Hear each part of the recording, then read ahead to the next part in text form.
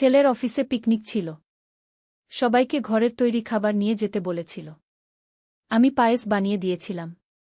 সন্ধ্যায় অফিস থেকে ফিরে সে খুশি হয়ে বলল, মা, তোমার পায়েস সবার খুব পছন্দ হয়েছে। আমি গর্বিত হলাম। তারপর সে বলল, একটা মজার কথা হলো, আমার সিনিয়র কলিগ আমাকে বলেছে তোমার বউ খুব ভালো রাঁধতে পারে। তাকে আমাদের বাসায় নিমন্ত্রণ করো। আমি জিজ্ঞেস করলাম, তুমি তাকে ভুল বুঝিয়ে দিলে না? সে মাথা নাড়ল। বলল, না মা, কারণ আমি চাই তুমি সত্যিই আমার বউ হও। আমার হাত কাঁপতে লাগল। সে আমার কাঁধে হাত রেখে বলল, মা, আমি তোমাকে ভালোবাসি। তোমার রান্নার স্বাদ, তোমার যত্ন, তোমার ভালোবাসা, সবকিছু আমি একজন স্বামী হিসেবে পেতে চাই। বিয়ে করো আমাকে। আমরা সত্যিই স্বামী স্ত্রী হই। পায়েসের বাসন এখনো ধুয়ে রাখিনি। ছেলের কথায় মনে হল যেন একটা নতুন জীবনের স্বাদ পেলাম। এই গল্পটি সম্পূর্ণ শুনলে আপনাদের পানি অটোমেটিক বের হয়ে যাবে, সো যত দ্রুত সম্ভব হাতের কাছে টিস্যু নিয়ে বসে পড়ো।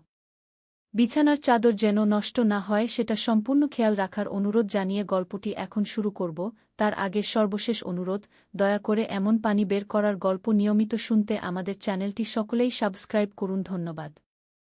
হ্যালো বন্ধুরা, আমার নাম সুমিত্রা সেন। আমার বয়স ৪৪ বছর। আমার স্বামীর নাম বিপ্লব সেন, বয়স ৪৭ বছর। আমাদের ২ সন্তান, রূপম আর তিথি। রূপম ২১ বছর বয়সী, চাকরি করে। তিথি ১৪ বছর বয়সী, স্কুলে যায়। গতকাল বৃহস্পতিবার ছিল। রূপমের অফিসে একটা পিকনিকের আয়োজন ছিল। সকলকে ঘরের তৈরি খাবার নিয়ে যেতে বলেছিল। আমি ভাবলাম, কি বানাব। তারপর মনে পড়ল, রূপম ছোটবেলা থেকেই আমার পায়েস খুব পছন্দ করত। তাই ভাবলাম পায়েস বানিয়ে দেব। সকালটা কেটে গেল রান্নাবান্নার মধ্যেই। দুধ ফুটানো, চাল ভেজানো, এলাচ দারুচিনি বাটা, সবকিছু ঠিকঠাক করে পায়েস রান্না করলাম। দেখতে দেখতে দুপুর হয়ে গেল। রূপম অফিস যাওয়ার আগে পায়েসের পাত্রটা নিয়ে বলল, মা, দেখো কেমন হয়েছে। আমি গর্বের সাথে বললাম, ভালো লাগবে সবার। সন্ধ্যা 6:30টার দিকে রূপম অফিস থেকে ফিরল। মুখে একটা আনন্দের হাসি। আমি জিজ্ঞেস করলাম, কেমন হয়েছিল পিকনিক? রূপম খুশি হয়ে বলল, মা, তোমার পায়েস সবার খুব পছন্দ হয়েছে। সবাই জিজ্ঞেস করছিল কে বানিয়েছে। আমি গর্বে ফুলে গেলাম। বললাম, সত্যি? তাহলে ভালো হয়েছে। তারপর রূপম একটা মজার কথা বলল। মা, একটা মজার কথা হলো, আমার সিনিয়র কলিগ আমাকে বলেছে তোমার বউ খুব ভালো রাঁধতে পারে। তাকে আমাদের বাসায় নিমন্ত্রণ করো। আমি অবাক হয়ে জিজ্ঞেস করলাম, তুমি তাকে ভুল বুঝিয়ে দিলে না যে আমি তোমার মা? রূপম মাথা নাড়ল। বলল, না মা। কারণ তারপর একটু থেমে বলল, কারণ আমি চাই তুমি সত্যিই আমার বউ হও। এই কথা শুনে আমার হাত কাঁপতে লাগল। মনে হল যেন পুরো পৃথিবীটাই ঘুরে গেল। রূপম কি বল এইমাত্র? রূপম আমার কাঁধে হাত রেখে বলল, মা, আমি তোমাকে ভালোবাসি। তোমার রান্নার স্বাদ, তোমার যত্ন, তোমার ভালোবাসা, সবকিছু আমি একজন স্বামী হিসেবে পেতে চাই। বিয়ে করো আমাকে। আমরা সত্যিই স্বামী স্ত্রী হই। আমি কিছুই বলতে পারছিলাম না। পায়েসের বাসন এখনো ধুয়ে রাখিনি। রান্নাঘরের সিঙ্কে পড়ে আছে। রূপমের কথায় মনে হল যেন একটা নতুন জীবনের স্বাদ পেলাম। কিন্তু ঠিক এই মুহূর্তেই ঘটল এক অদ্ভুত ব্যাপার। আমাদের বাড়ির দরজায় জোরে নক পড়ল। এত রাতে কে আসতে পারে? রূপম দরজার কাছে গিয়ে দেখল একজন অচেনা মানুষ। লম্বা, চওড়া গড়ন, চোখে কালো চশমা। আপনি কে? কি চান? রূপম জিজ্ঞেস করল। লোকটি বলল, আমার নাম ইন্সপেক্টর রহমান। পুলিশ? আপনার সাথে কথা আছে। আমার বুক ধড়ফড় করতে লাগল। পুলিশ? এত রাতে কেন? কি হয়েছে? ইন্সপেক্টর ভিতরে এসে বলল, আপনার ছেলে রূপম সেন তো? আমি ভয়ে ভয়ে বললাম, হ্যাঁ, এই আমার ছেলে। কি হয়েছে? আজ দুপুরে আপনার ছেলের অফিসে একটা পিকনিক ছিল। সেখানে খাবার খেয়ে ৩ জন অসুস্থ হয়ে পড়েছে। তাদের হাসপাতালে নিয়ে যেতে হয়েছে। আমার মাথায় বজ্রপাত। আমার পায়েস খেয়ে কেউ অসুস্থ হয়েছে? রূপম বলল, কিন্তু স্যার, আমার মার পায়েস খেয়ে তো আমার কিছু হয়নি। অন্যদেরও তো কিছু হওয়ার কথা না। ইন্সপেক্টর বলল, সেটাই তো রহস্য। শুধুমাত্র ৩ জনের অসুস্থতা হয়েছে। বাকি সবার কিছু হয়নি। আমরা তদন্ত করছি। হতে পারে কেউ ইচ্ছে করে খাবারে কিছু মিশিয়েছে। আমি কাঁপা কাঁপা গলায় বললাম, কিন্তু আমি তো খুব সাবধানে রান্না করেছি। কিছু খারাপ দেইনি গে। আমি জানি ম্যাডাম, আপনার বিরুদ্ধে কোনো অভিযোগ নেই। কিন্তু আমাদের কিছু প্রশ্ন আছে। আপনি কি আজ সকালে কোথাও গিয়েছিলেন? কেউ কি আপনার রান্নাঘরে এসেছিল? আমি ভাবতে লাগলাম। সকালে আমি বাজারে গিয়েছিলাম দুধ আনতে। তারপর সারাদিন ঘরেই ছিলাম। হ্যাঁ, একবার আমাদের পাশের বাড়ির কাকিমা এসেছিল চিনি চাইতে। হ্যাঁ, পাশের বাড়ির মীরা কাকিমা এসেছিল চিনি নিতে। আমি বললাম। ইন্সপেক্টর সাথে সাথে সোজা হয়ে বসল। মীরা কাকিমা? তিনি কতক্ষণ ছিলেন? মিনিট 15-20। আমার সাথে গল্প করছিল। আমি বললাম। তিনি কি রান্নাঘরে গিয়েছিলেন? আমি ভাবলাম। হ্যাঁ, মীরা কাকিমা রান্নাঘরে গিয়ে নিজেই চিনির পাত্র থেকে চিনি নিয়েছিল। এমনকি আমার পায়েসও দেখেছিল। বলেছিল, বাহ, কি সুন্দর পায়েস হয়েছে গি। হ্যাঁ, তিনি রান্নাঘরে গিয়েছিলেন। আমি বললাম। ইন্সপেক্টর আর রূপম একে অপরের দিকে তাকাল। কিছুক্ষণ নীরবতা। তারপর ইন্সপেক্টর বলল, এই মীরা কাকিমা সম্পর্কে আপনি কি জানেন? আমি বললাম, তিনি আমাদের পাশের বাড়িতে থাকেন। বিধবা। একা থাকেন। খুব ভালো মানুষ গে। তার সাথে আপনার সম্পর্ক কেমন? এই প্রশ্নে আমি একটু অস্বস্তি বোধ করলাম। আসলে মীরা কাকিমার সাথে আমার সম্পর্ক খুব একটা ভালো নয়। তিনি সবসময় আমার সম্পর্কে নানা কথা বলেন। আমার রান্নার সমালোচনা করেন। বলেন যে আমি স্বামীর যত্ন নিই না। আসলে আমি ইতস্তত করলাম। তিনি মাঝে মাঝে আমার সমালোচনা করেন। আমার রান্না নিয়ে নানা কথা বলেন। রূপম চমকে উঠল। মা, তুমি এটা আগে বলনি কেন? ইন্সপেক্টর বলল, আপনাদের মধ্যে কোনো ঝগড়া হয়েছে নাকি? আমি মনে করার চেষ্টা করলাম। হ্যাঁ, গত সপ্তাহে একটা ছোট ঝগড়া হয়েছিল। মীরা কাকিমা বলেছিল যে আমার রান্না একদম স্বাদ নেই। আমি রেগে গিয়ে বলেছিলাম, তাহলে আপনি কেন আমার কাছে রান্নার জিনিস চাইতে আসেন? এই কথা শুনে মীরা কাকিমা রেগে গিয়েছিল। বলেছিল, দেখে নাও। আমি তোমাকে দেখিয়ে দেব তোমার রান্না কেমন গু। আমি ইন্সপেক্টরকে পুরো ঘটনা বললাম। ইন্সপেক্টর উঠে দাঁড়াল। আমি মীরা কাকিমার সাথে কথা বলে আসি। আপনারা ভয় পাবেন না। সত্যি ব্যাপার বেরিয়ে আসবে গু। ইন্সপেক্টর চলে যাওয়ার পর আমি আর রূপম দুজনেই চুপচাপ বসে রইলাম। আমার মন খারাপ হয়ে গেল। আমার রান্না খেয়ে মানুষ অসুস্থ হয়েছে ভেবে।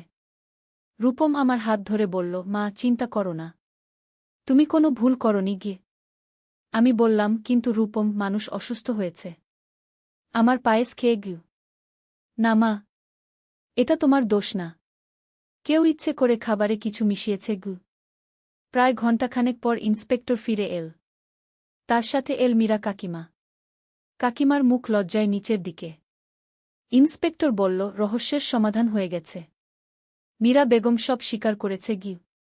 আমি অবাক হয়ে মীরা কাকিমার দিকে তাকালাম। কাকিমা, আপনি কি করেছেন? মীরা কাকিমা কাপা গলায় বলল, আমি তোমার পায়েসে একটু নোনতা পানি মিশিয়ে দিয়েছিলাম। কিন্তু আমি জানতাম না যে এতে মানুষ অসুস্থ হয়ে যাবে গু। নোনতা পানি? হ্যাঁ।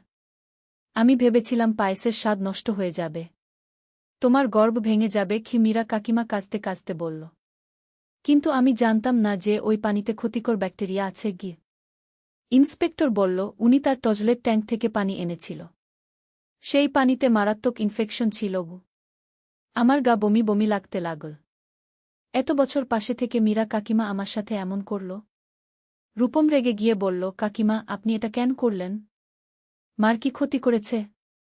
মীরা কাকিমা কাঁদতে কাঁদতে বলল, আমি জানি না। আমার মাথাটা খারাপ হয়ে গিয়েছিল।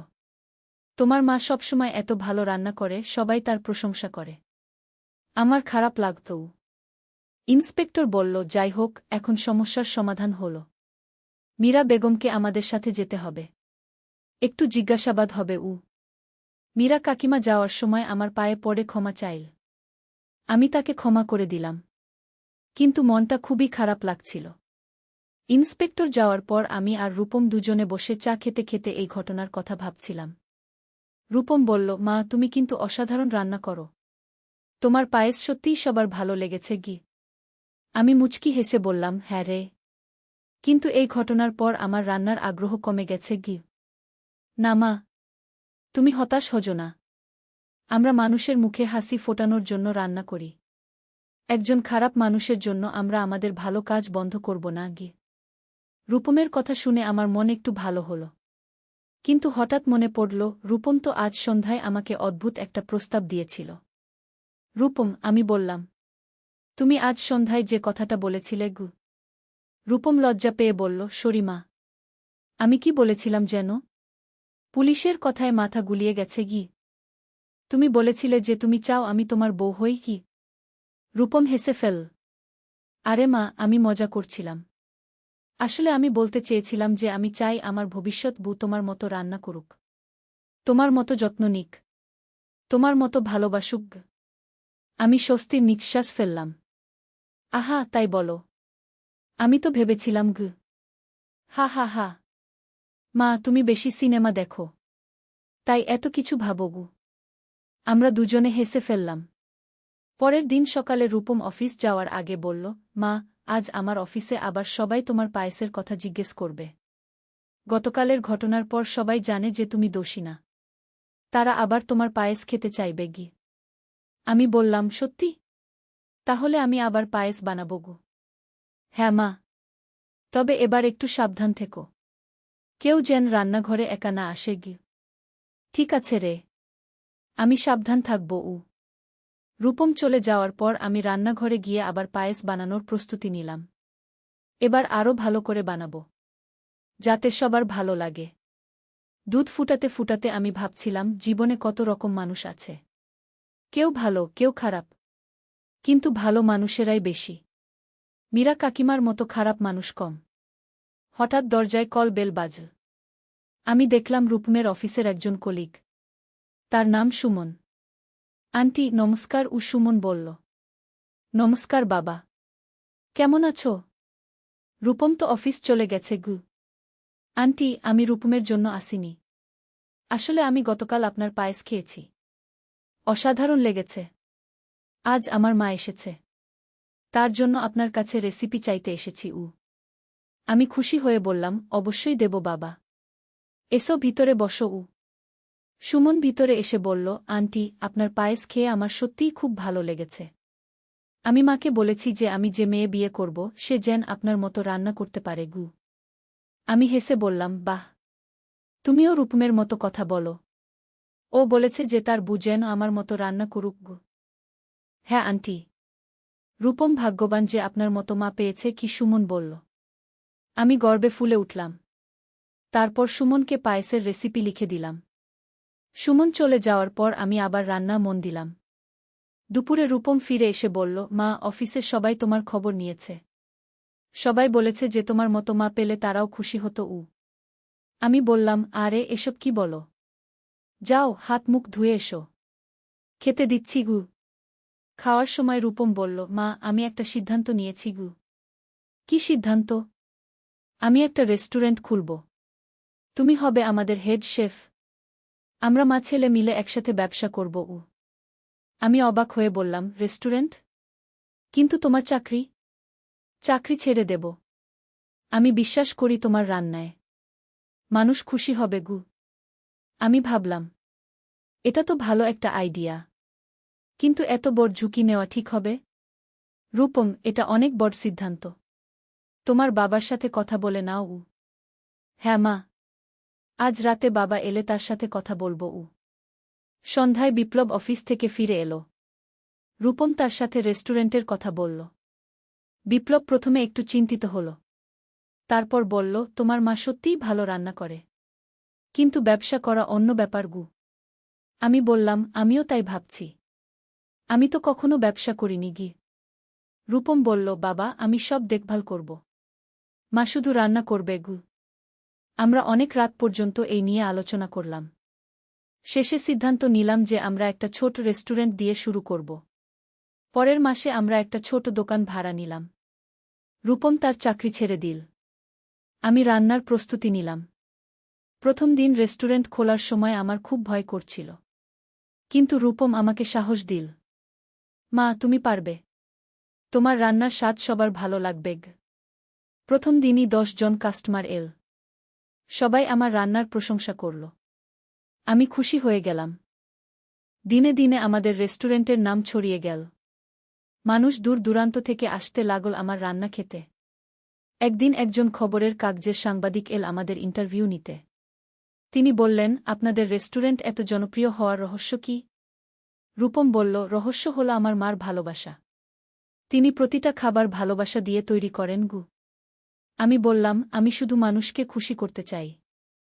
যখন দেখি কেউ আমার রান্না খেয়ে খুশি হচ্ছে, আমার খুব ভালো লাগে গু। সাংবাদিক আমাদের গল্প পত্রিকায় ছাপিয়ে দিল। তাতে লেখা হল, মা ছেলের ভালোবাসার রেস্টুরেন্ট উ। এই খবর বের হওয়ার পর আরও বেশি মানুষ আসতে লাগল।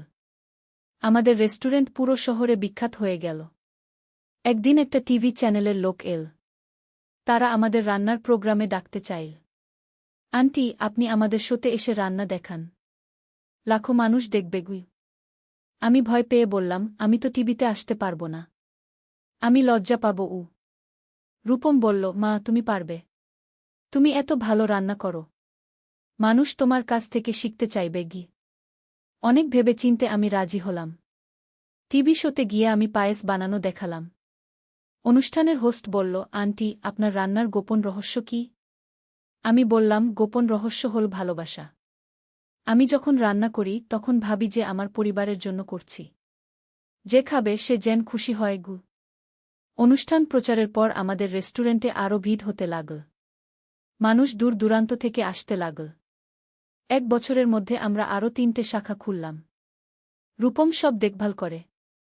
আমি শুধু রান্নার তত্ত্বাবধান করি। একদিন রূপম বলল, মা, আমি একটা মেয়ে পছন্দ করেছি ইউ। আমি খুশি হয়ে বললাম, সত্যি? কে সে? তার নাম প্রিয়া। আমাদের রেস্টুরেন্টে কাজ করে। খুব ভালো মেয়ে গি। আমি প্রিয়াকে চিনতাম। সত্যিই খুব ভালো মেয়ে। ভদ্র, নিরীহ। রান্নাও জানে। তুমি ঠিক পছন্দ করেছ রূপম। প্রিয়া খুব ভালো মেয়ে কি।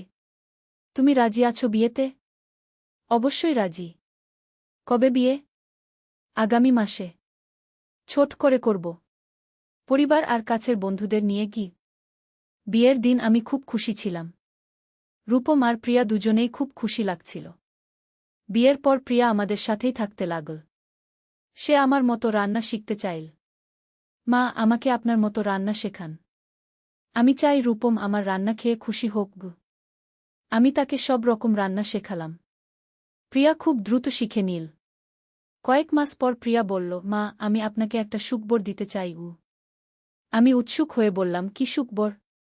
আমি মা হতে যাচ্ছি গু। আমি খুশিতে লাফিয়ে উঠলাম। সত্যি? আমি দাদিমা হব? হ্যাঁ মা। আর মাত্র 6 মাস গো। আমি প্রিয়াকে জড়িয়ে ধরলাম। কাঁদতে লাগলাম খুশিতে। রূপমও খুব খুশি হল। বলল, মা, আমাদের বাচ্চা যেন তোমার মতো রান্না করতে পারে গি। আমি হেসে বললাম, অবশ্যই পারবে। আমি শেখাবো গু। 9 মাস পর একটি সুন্দর মেয়ে জন্ম নিল। আমরা তার নাম রাখলাম অনন্যা। অনন্যা যখন একটু বড় হল, আমি তাকে রান্নাঘরে নিয়ে যেতাম। সে ছোট্ট হাতে আমার সাহায্য করার চেষ্টা করত। দাদি, আমিও রান্না করব খো, অনন্যা বলত। অবশ্যই করবে। তুমি আমার মতো ভালো রান্না শিখবে গে। এভাবে বছর কেটে গেল। আমাদের রেস্টুরেন্ট আরও বড় হল। আমি একটি রান্নার স্কুলও খুললাম যেখানে মেয়েরা এসে রান্না শিখতে পারে। একদিন একজন বই প্রকাশক এসে বলল, আন্টি, আপনার জীবনের গল্প নিয়ে একটি বই লিখতে চাই। মানুষ অনুপ্রাণিত হবে গু। আমি রাজি হলাম। বইটি প্রকাশিত হওয়ার পর খুব জনপ্রিয় হল। নাম ছিল মায়ের হাতের রান্না, ভালোবাসার স্বাদ। আজ আমার বয়স 50 বছর। রূপমের বয়স 30। অনন্যা এখন 9 বছর। আমাদের রেস্টুরেন্ট এখন পুরো দেশে বিখ্যাত। কিন্তু সবচেয়ে বেশি খুশি হই যখন দেখি আমার পরিবার একসাথে খাবার খায়। অনন্যা আমার কাছে বসে রান্নার গল্প শোনে। দাদি, আমি বড় হয়ে তোমার মতো রান্না করব খো, অনন্যা বলে। অবশ্যই পারবে। কিন্তু মনে রেখো, রান্নার সবচেয়ে বড় উপাদান হল ভালোবাসা গু। আমার মনে হয় জীবনটা সত্যিই সুন্দর। সেদিন যে মীরা কাকিমা আমার পায়েসে বিষ মিশিয়েছিল, সে না করলে হয়তো আমরা এত বড় হতে পারতাম না। কারণ সেই ঘটনার পরেই রূপম রেস্টুরেন্ট করার কথা ভেবেছিল। মাঝে মাঝে মীরা কাকিমার কথা মনে পড়ে। তিনি জেল থেকে বের হয়ে এসেছেন। কিন্তু লজ্জায় আর পাড়ায় থাকেন না। শুনেছি গ্রামে চলে গেছেন। আমি তাকে ক্ষমা করে দিয়েছি মন থেকে। কারণ সেই ঘটনার জন্যই আমাদের জীবন এত সুন্দর হয়েছে। আজ রাতে খাওয়ার পর আমি আবার পায়েস বানালাম। সবাই মিলে খেলাম। রূপম বলল, মা, তোমার পায়েস এখনও তেমনি স্বাদ। প্রিয়া বলল, হ্যাঁ মা, আমি চেষ্টা করেও আপনার মতো বানাতে পারি না গি। অনন্যা বলল, দাদি, আমি তোমার থেকেও ভালো পায়েস বানাবো গো। আমরা সবাই হেসে ফেললাম। জীবনের এই সুন্দর মুহূর্তগুলো আমার কাছে সবচেয়ে দামি। রান্নার মাধ্যমে আমি শুধু মানুষের পেট ভরাই না, তাদের মন ভরাই। তাদের মুখে হাসি ফোটাই। আর এই হাসিটাই আমার জীবনের সবচেয়ে বড় পুরস্কার। এই গল্পের শেষ এখানেই। আশা করি আপনাদের ভালো লেগেছে। নিয়মিত এরকম আরও গল্প শুনতে আমাদের চ্যানেলটি সাবস্ক্রাইব করুন। ধন্যবাদ। পরোটা বানাতে গিয়ে ছেলে আমার পেছনে এসে দাঁড়িয়ে এমন কথা বলল যে আটার লেই হাত থেকে পড়ে গেল। সকালে ছেলের জন্য পরোটা বানাচ্ছিলাম। রান্নাঘরে একা একা কাজ করতে ভালো লাগে। হঠাৎ ছেলে পেছন থেকে এসে দাঁড়াল। মা, আজ আমি তোমাকে সাহায্য করব। আমি বললাম, ঠিক আছে, বেলুন দাও। ও আটা বেলতে গিয়ে সে আমার হাতের উপর তার হাত রাখল। মা, এভাবেই তো স্বামী স্ত্রী একসাথে রান্না করে। আমি চমকে উঠলাম। কি বলছিস? আটার লেই আমার হাতে লেগে থাকল। সে আমার কাঁধে হাত রেখে বলল, আমি দেখেছি সিনেমায় স্বামী স্ত্রী মিলে রান্না করে চুলার আগুনের তাপ অনুভব করছিলাম গালে। আমিও তোমার সাথে এভাবে সারা জীবন কাটাতে চাই। পরোটা উল্টাতে গিয়ে হাত কাঁপল। মা, তুমি আমার স্ত্রী হয়ে যাও। তাওয়ার উপর পরোটা পুড়ে যেতে লাগল। কিন্তু আমি খেয়াল করলাম না। তার কথায় মনোযোগ গেছে। আমি তোমাকে ভালোবাসি, শুধু মা হিসেবে নয়। ধোয়া উঠছিল তাওয়া থেকে। বিয়ে করো আমাকে। রান্নাঘরের গরম আমাকে দমবন্ধ করে দিচ্ছিল। এই গল্পটি সম্পূর্ণ শুনলে আপনাদের পানি অটোমেটিক বের হয়ে যাবে। যত দ্রুত সম্ভব হাতের কাছে টিস্যু নিয়ে বসে পড়ো। বিছানার চাদর যেন নষ্ট না হয় সেটা সম্পূর্ণ খেয়াল রাখার অনুরোধ জানিয়ে গল্পটি এখন শুরু করব। তার আগের সর্বশেষ অনুরোধ, দয়া করে এমন পানি বের করার গল্প নিয়মিত শুনতে আমাদের চ্যানেলটি সকলেই সাবস্ক্রাইব করুন। ধন্যবাদ। হ্যালো বন্ধুরা, আমার নাম রুমানা খাতুন। আমার বয়স 40 বছর। আমার স্বামীর নাম রফিক খান, বয়স 43 বছর। আমাদের 2 সন্তান, রাহুল আর রিমা। রাহুল 21 বছর বয়সী, ভার্সিটিতে পড়ে। রিমা 14 বছর বয়সী, স্কুলে যায়। আজকের ঘটনাটা ঘটল গত সপ্তাহে। রাহুল ছুটির দিনে বাড়িতে এসেছিল। সকাল 10টার দিকে রান্নাঘরে পরোটা বানাচ্ছিলাম।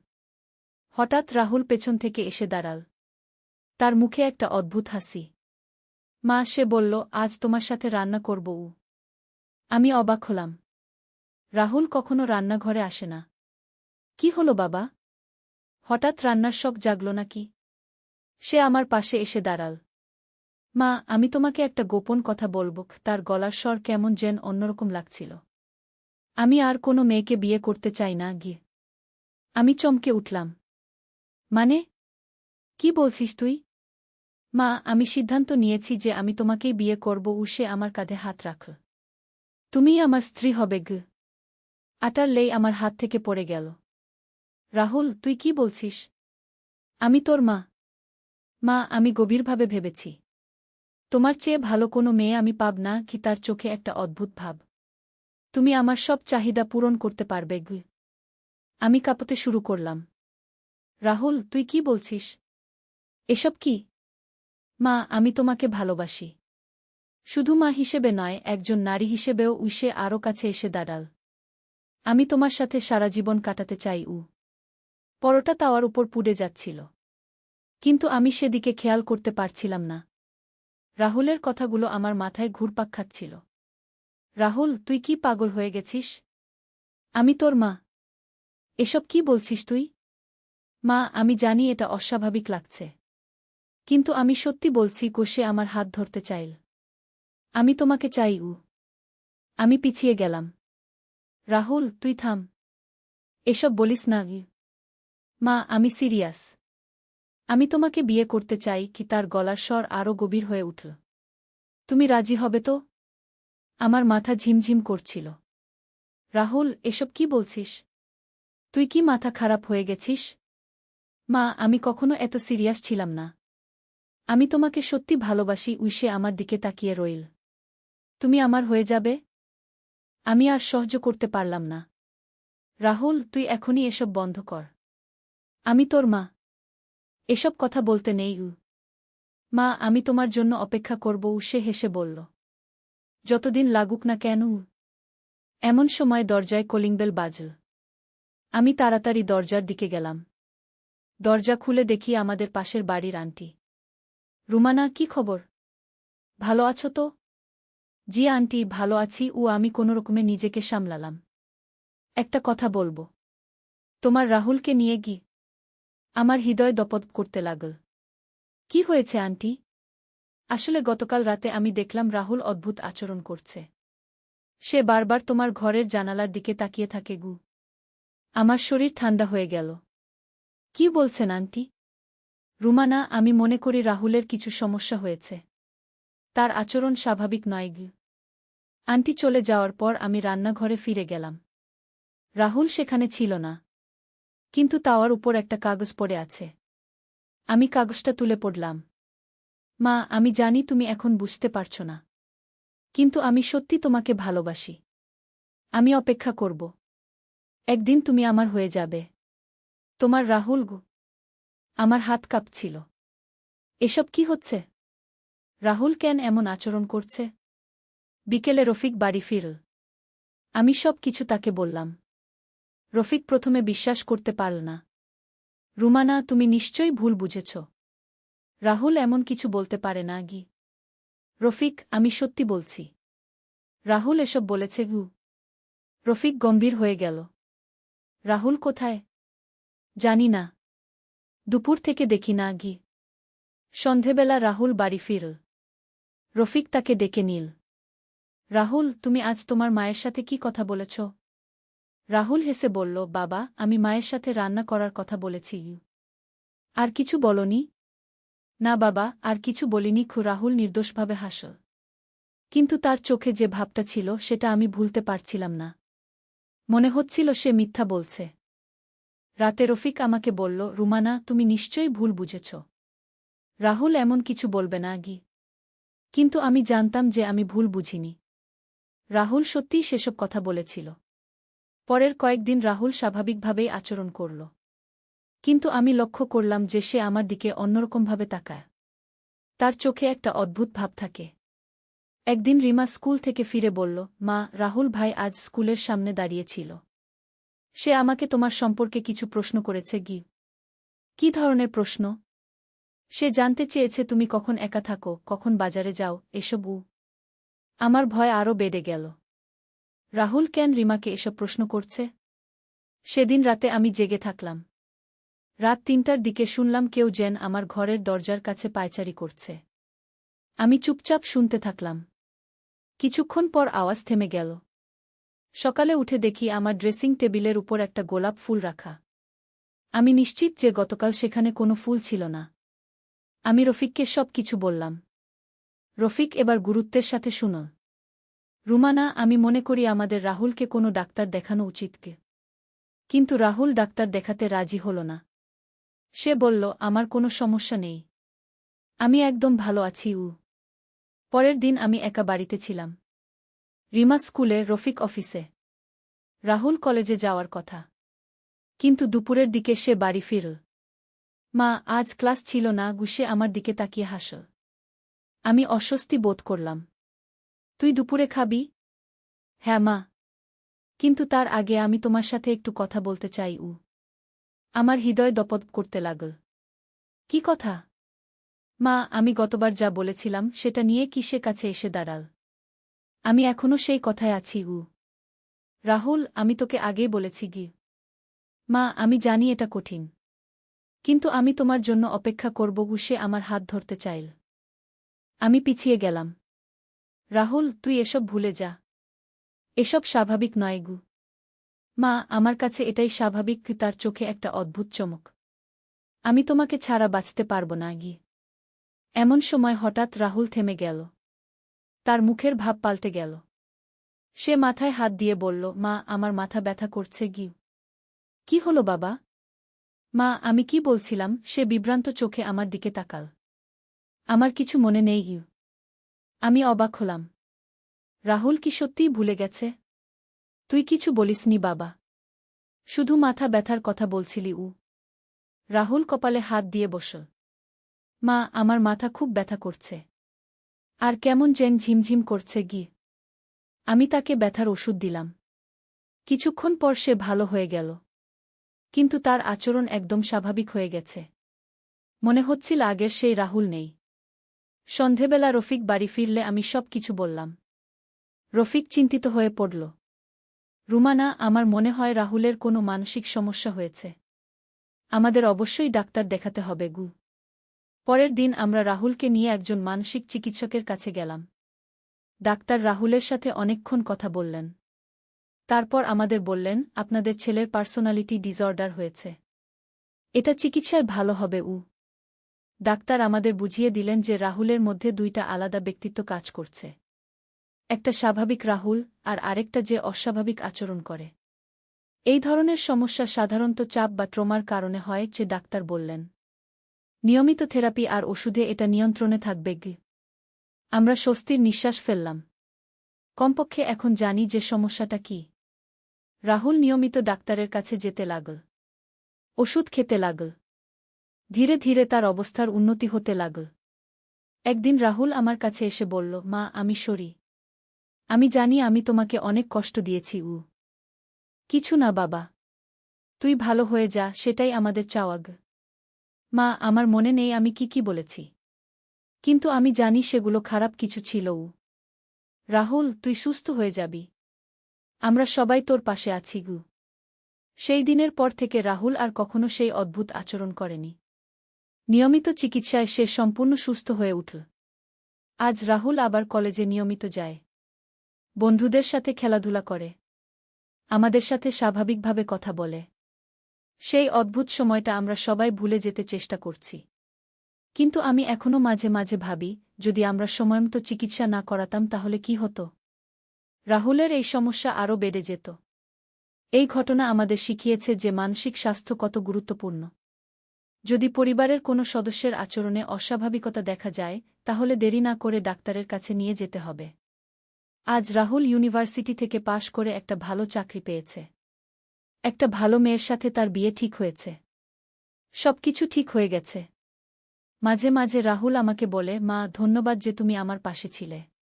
তুমি যদি ধৈর্য না রাখতে তাহলে আমি কখনো সুস্থ হতে পারতাম না গ। আমি তাকে বলি, বাবা, মা ছেলের সম্পর্ক এমনই। মা কখনো ছেলেকে ছেড়ে দিতে পারে না, যত বড় সমস্যাই হোক না কেন। আজ আমি বুঝতে পারি যে পারিবারিক ভালোবাসা আর ধৈর্যই পারে যে কোনো সমস্যার সমাধান করতে। আর সঠিক সময়ে সঠিক চিকিৎসা নিলে যে কোনো মানসিক সমস্যা ভালো হয়ে যায়। রাহুল এখন একজন সফল যুবক। তার একটা সুখী পরিবার আছে। আমাদের সাথে তার সম্পর্ক খুবই ভালো। সেই ভয়ঙ্কর সময়ের কথা আমরা কেউই আর মনে রাখি না। এই অভিজ্ঞতা আমাদের পরিবারকে আরও দৃঢ় করেছে। আমরা বুঝেছি যে পরিবারের সবাই মিলে থাকলে কোনো সমস্যাই বড় নয়। ভালোবাসা আর বোঝাপড়া দিয়ে সব সমস্যার সমাধান হয়। আজ যখন আমি এই গল্প বলছি তখন রাহুল আমার পাশেই বসে আছে। সে হাসতে হাসতে বলছে, মা, আমার কাছে এসব অবিশ্বাস্য লাগে। আমি কি করে এমন আচরণ করেছিলাম। আমি বলি, বাবা, সেই সময় তুই অসুস্থ ছিলি। এখন তুই সুস্থ। সেটাই আমাদের কাছে গুরুত্বপূর্ণ গু। রিমাও এখন বড় হয়েছে। সে স্কুলে ভালো রেজাল্ট করছে। আমাদের পরিবারে এখন শান্তি আর আনন্দ। রফিক প্রায় বলে, রুমানা, তোমার ধৈর্য আর বুদ্ধিমত্তার কারণেই আমরা এই কঠিন সময় পার করতে পেরেছি গু। আমি বলি, রফিক, পরিবারের জন্য একজন মা যা করতে পারে আমি শুধু তাই করেছি গু। আজ আমাদের বাড়িতে হাসি খুশির পরিবেশ। রাহুল বিয়ের প্রস্তুতি নিচ্ছে। রিমা পরীক্ষার জন্য পড়াশোনা করছে। কিন্তু এই সুখের মধ্যেও মাঝে মাঝে আমার মন খারাপ হয়। আমি ভাবি সেই দিনগুলোর কথা যখন রাহুল অসুস্থ ছিল। তখন আমার মনে হতো যেন আমি আমার ছেলেকে চিনি না। একদিন রাহুলের বিয়ের কার্ড ছাপানোর জন্য আমরা প্রেসে গেলাম। সেখানে কার্ডের নকশা দেখতে দেখতে রাহুল আমাকে বলল, মা, আমি কখনো ভাবিনি যে আমার এমন একটা সুন্দর বিয়ে হবে গু। আমি তার দিকে তাকিয়ে হাসলাম। কেন বাবা, তুই কি ভাবতিস তোর বিয়ে হবে না? না মা, আসলে সেই যে আমার অসুখটা হয়েছিল, তখন আমার মনে হতো যে আমি কোনোদিন স্বাভাবিক জীবনযাত্রা করতে পারব না গি। আমার চোখে পানি এসে গেল। বাবা, তুই এখন সম্পূর্ণ সুস্থ। তোর একটা সুন্দর জীবন অপেক্ষা করছে গি। রাহুল আমার হাত ধরে বলল, মা, তুমি না থাকলে আমি কোনোদিনই সুস্থ হতে পারতাম না গো। প্রেস থেকে বাড়ি ফিরার পথে রাহুল আমাকে বলল, মা, আমি চাই তুমি আমার বিয়েতে একটা বক্তব্য দিবে গু। কি বক্তব্য বাবা? মা, তুমি সবাইকে বলবে যে মানসিক অসুখ কোনো লজ্জার বিষয় নয়। সঠিক চিকিৎসায় এটা সেরে যায়। আমি রাহুলের কথায় গর্ব অনুভব করলাম। আমার ছেলে এতটা পরিপক্ক হয়েছে যে সে নিজের অসুখ নিয়ে অন্যদের সাহায্য করতে চায়। বিয়ের দিন এল। রাহুলকে দেখে মনে হচ্ছিল একদম রাজপুত্র। তার মুখে একটা উজ্জ্বল হাসি। নতুন বউ সুমিত্রাও খুব সুন্দর মেয়ে। তাকে দেখে মনে হচ্ছিল যে সে রাহুলকে খুব ভালোবাসে। বিয়ের অনুষ্ঠানে আমি যখন বক্তৃতা দিলাম তখন অনেকেই কাঁদতে শুরু করল। আমি বললাম, আমার ছেলে রাহুলের একসময় মানসিক সমস্যা হয়েছিল, কিন্তু সঠিক চিকিৎসা আর পরিবারের সাহায্যে সে সম্পূর্ণ সুস্থ হয়েছে। আজ সে একজন সফল মানুষ গো। আমি আরও বললাম, যদি আপনাদের পরিবারে কারও মানসিক সমস্যা থাকে তাহলে লজ্জা না করে ডাক্তারের কাছে নিয়ে যান। মানসিক অসুখ অন্য যে কোনো অসুখের মতোই। চিকিৎসায় এটা সেরে যায়। সবাই আমার কথা মনোযোগ দিয়ে শুনুন। অনেকে পরে আমার কাছে এসে বলল যে আমার কথা তাদের অনুপ্রাণিত করেছে। বিয়ের পর রাহুল আর সুমিত্রা আলাদা বাড়িতে থাকতে শুরু করল, কিন্তু প্রায়ই আমাদের বাড়িতে আসে। সুমিত্রা আমাকে মা বলে ডাকে আর অনেক যত্ন করে। একদিন সুমিত্রা আমাকে একা পেয়ে বলল, মা, রাহুল আমাকে তার অসুখের কথা বলেছে। আমি তাকে আরও বেশি ভালোবাসি এজন্য যে সে এত সাহসী। আমি সুমিত্রার কথা শুনে খুশি হলাম। বুমা, তুমি রাহুলকে যে সাপোর্ট দিচ্ছ সেটা অনেক বড় ব্যাপার গু। মা, আমি জানি যে রাহুল একজন ভালো মানুষ। তার অতীত আমার কাছে গুরুত্বপূর্ণ নয়। গুরুত্বপূর্ণ হচ্ছে তার বর্তমান গু। আজ রাহুল আর সুমিত্রার একটি সন্তানও হয়েছে। ছোট্ট একটা মেয়ে। নাম রেখেছে অনিকা। আমি দাদি হয়েছি। অনিকাকে দেখলে আমার মনে হয় যেন আমার সব কষ্ট ভুলে যাই। এই ছোট্ট মেয়েটির হাসি দেখলে মনে হয় যে জীবনে আর কোনো দুঃখ নেই। রাহুল একদিন বলল, মা, আমি চাই অনিকা বড় হয়ে একজন মানসিক চিকিৎসক হোক, যাতে সে অন্য মানুষদের সাহায্য করতে পারে গি। আমি বললাম, বাবা, অনিকা যা হতে চাইবে সেটাই হবে।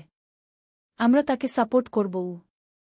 আজ যখন আমি পেছনে ফিরে তাকাই তখন মনে হয় যে জীবনে অনেক উত্থানপতন এসেছে, কিন্তু পরিবারের ভালোবাসা আর একতার কারণে আমরা সব কিছু সামলিয়ে উঠেছি। রফিক এখনও আমাকে বলে, রুমানা, তোমার মতো স্ত্রী আর মা পাওয়া আমার সৌভাগ্য। আমি বলি, রফিক, আমি শুধু আমার দায়িত্ব পালন করেছি। রিমাও এখন কলেজে পড়ে। সে খুব মেধাবী ছাত্রী। তার ইচ্ছা ডাক্তার হওয়ার।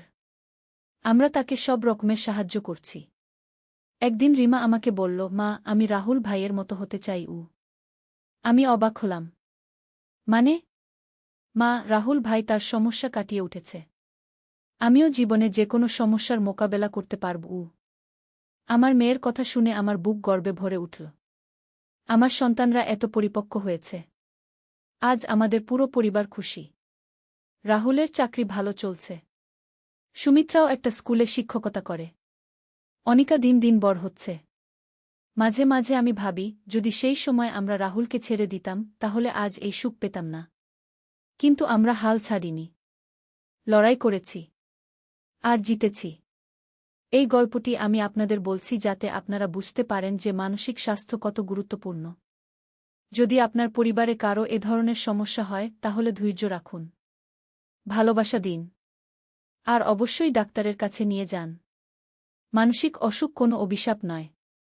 এটা একটা রোগ যেটা চিকিৎসায় সেরে যায়। শুধু প্রয়োজন সঠিক সময়ে সঠিক চিকিৎসা নেওয়া। আজ রাহুল যখন তার মেয়ে অনিকাকে নিয়ে খেলে তখন আমার মনে সেই ভয়ঙ্কর দিনগুলোর কথা মনে পড়ে না। আমি শুধু দেখি একজন সুখী বাবা যে তার মেয়েকে ভালোবাসে। জীবনটা এমনই। কখনো কষ্ট, কখনো আনন্দ। কিন্তু পরিবারের সাথে থাকলে সব কষ্ট সহ্য করা যায়। আর আনন্দ আরও বেশি লাগে। আজ আমি যখন রান্নাঘরে পরোটা বানাই তখন রাহুল এসে বলে, মা, আমি তোমাকে সাহায্য করব, কিন্তু এখন তার কণ্ঠস্বরে সেই আগের মতো অদ্ভুত ভাব নেই। এখন সে একজন স্বাভাবিক ছেলে যে মাকে সাহায্য করতে চায়। আমি তাকে বলি, ঠিক আছে বাবা, বেলুন দাও। আর আমরা একসাথে রান্না করি। মা আর ছেলে মিলে। একদম স্বাভাবিকভাবে। এই গল্পের শেষে আমি বলতে চাই যে, যারা মানসিক সমস্যায় ভুগছেন বা যাদের পরিবারে কেউ এই সমস্যায় আছেন, তারা যেন হাল না ছাড়েন। চিকিৎসা নিন। ভালো হয়ে যাবেন। জীবনে অনেক সমস্যা আসে, কিন্তু সব সমস্যারই সমাধান আছে। শুধু ধৈর্য রাখতে হয় আর বিশ্বাস রাখতে হয় যে সব ঠিক হয়ে যাবে। আমার পরিবারের সব ঠিক হয়েছে। আপনার পরিবারেও সব ঠিক হবে। শুধু চেষ্টা করে যেতে হবে। আর মনে রাখবেন, পরিবারের ভালোবাসাই সবচেয়ে বড় ওষুধ। ধন্যবাদ সবাইকে। নূরের আলো একটি ইসলামিক গল্প। প্রথম অধ্যায়, সূচনা। মক্কার পবিত্র ভূমিতে কাবা শরীফের ছায়ায় এক যুবক বসে আছিল। তার নাম আবদুল্লাহ ইবন উমর। বয়স মাত্র ২-৫ বছর, কিন্তু তার চোখে ছিল গভীর চিন্তার ছাপ। সে একজন ব্যবসায়ী, তার পিতার রেখে যাওয়া ব্যবসা সামলাতে হয় তাকে। কিন্তু আজ তার মন অশান্ত।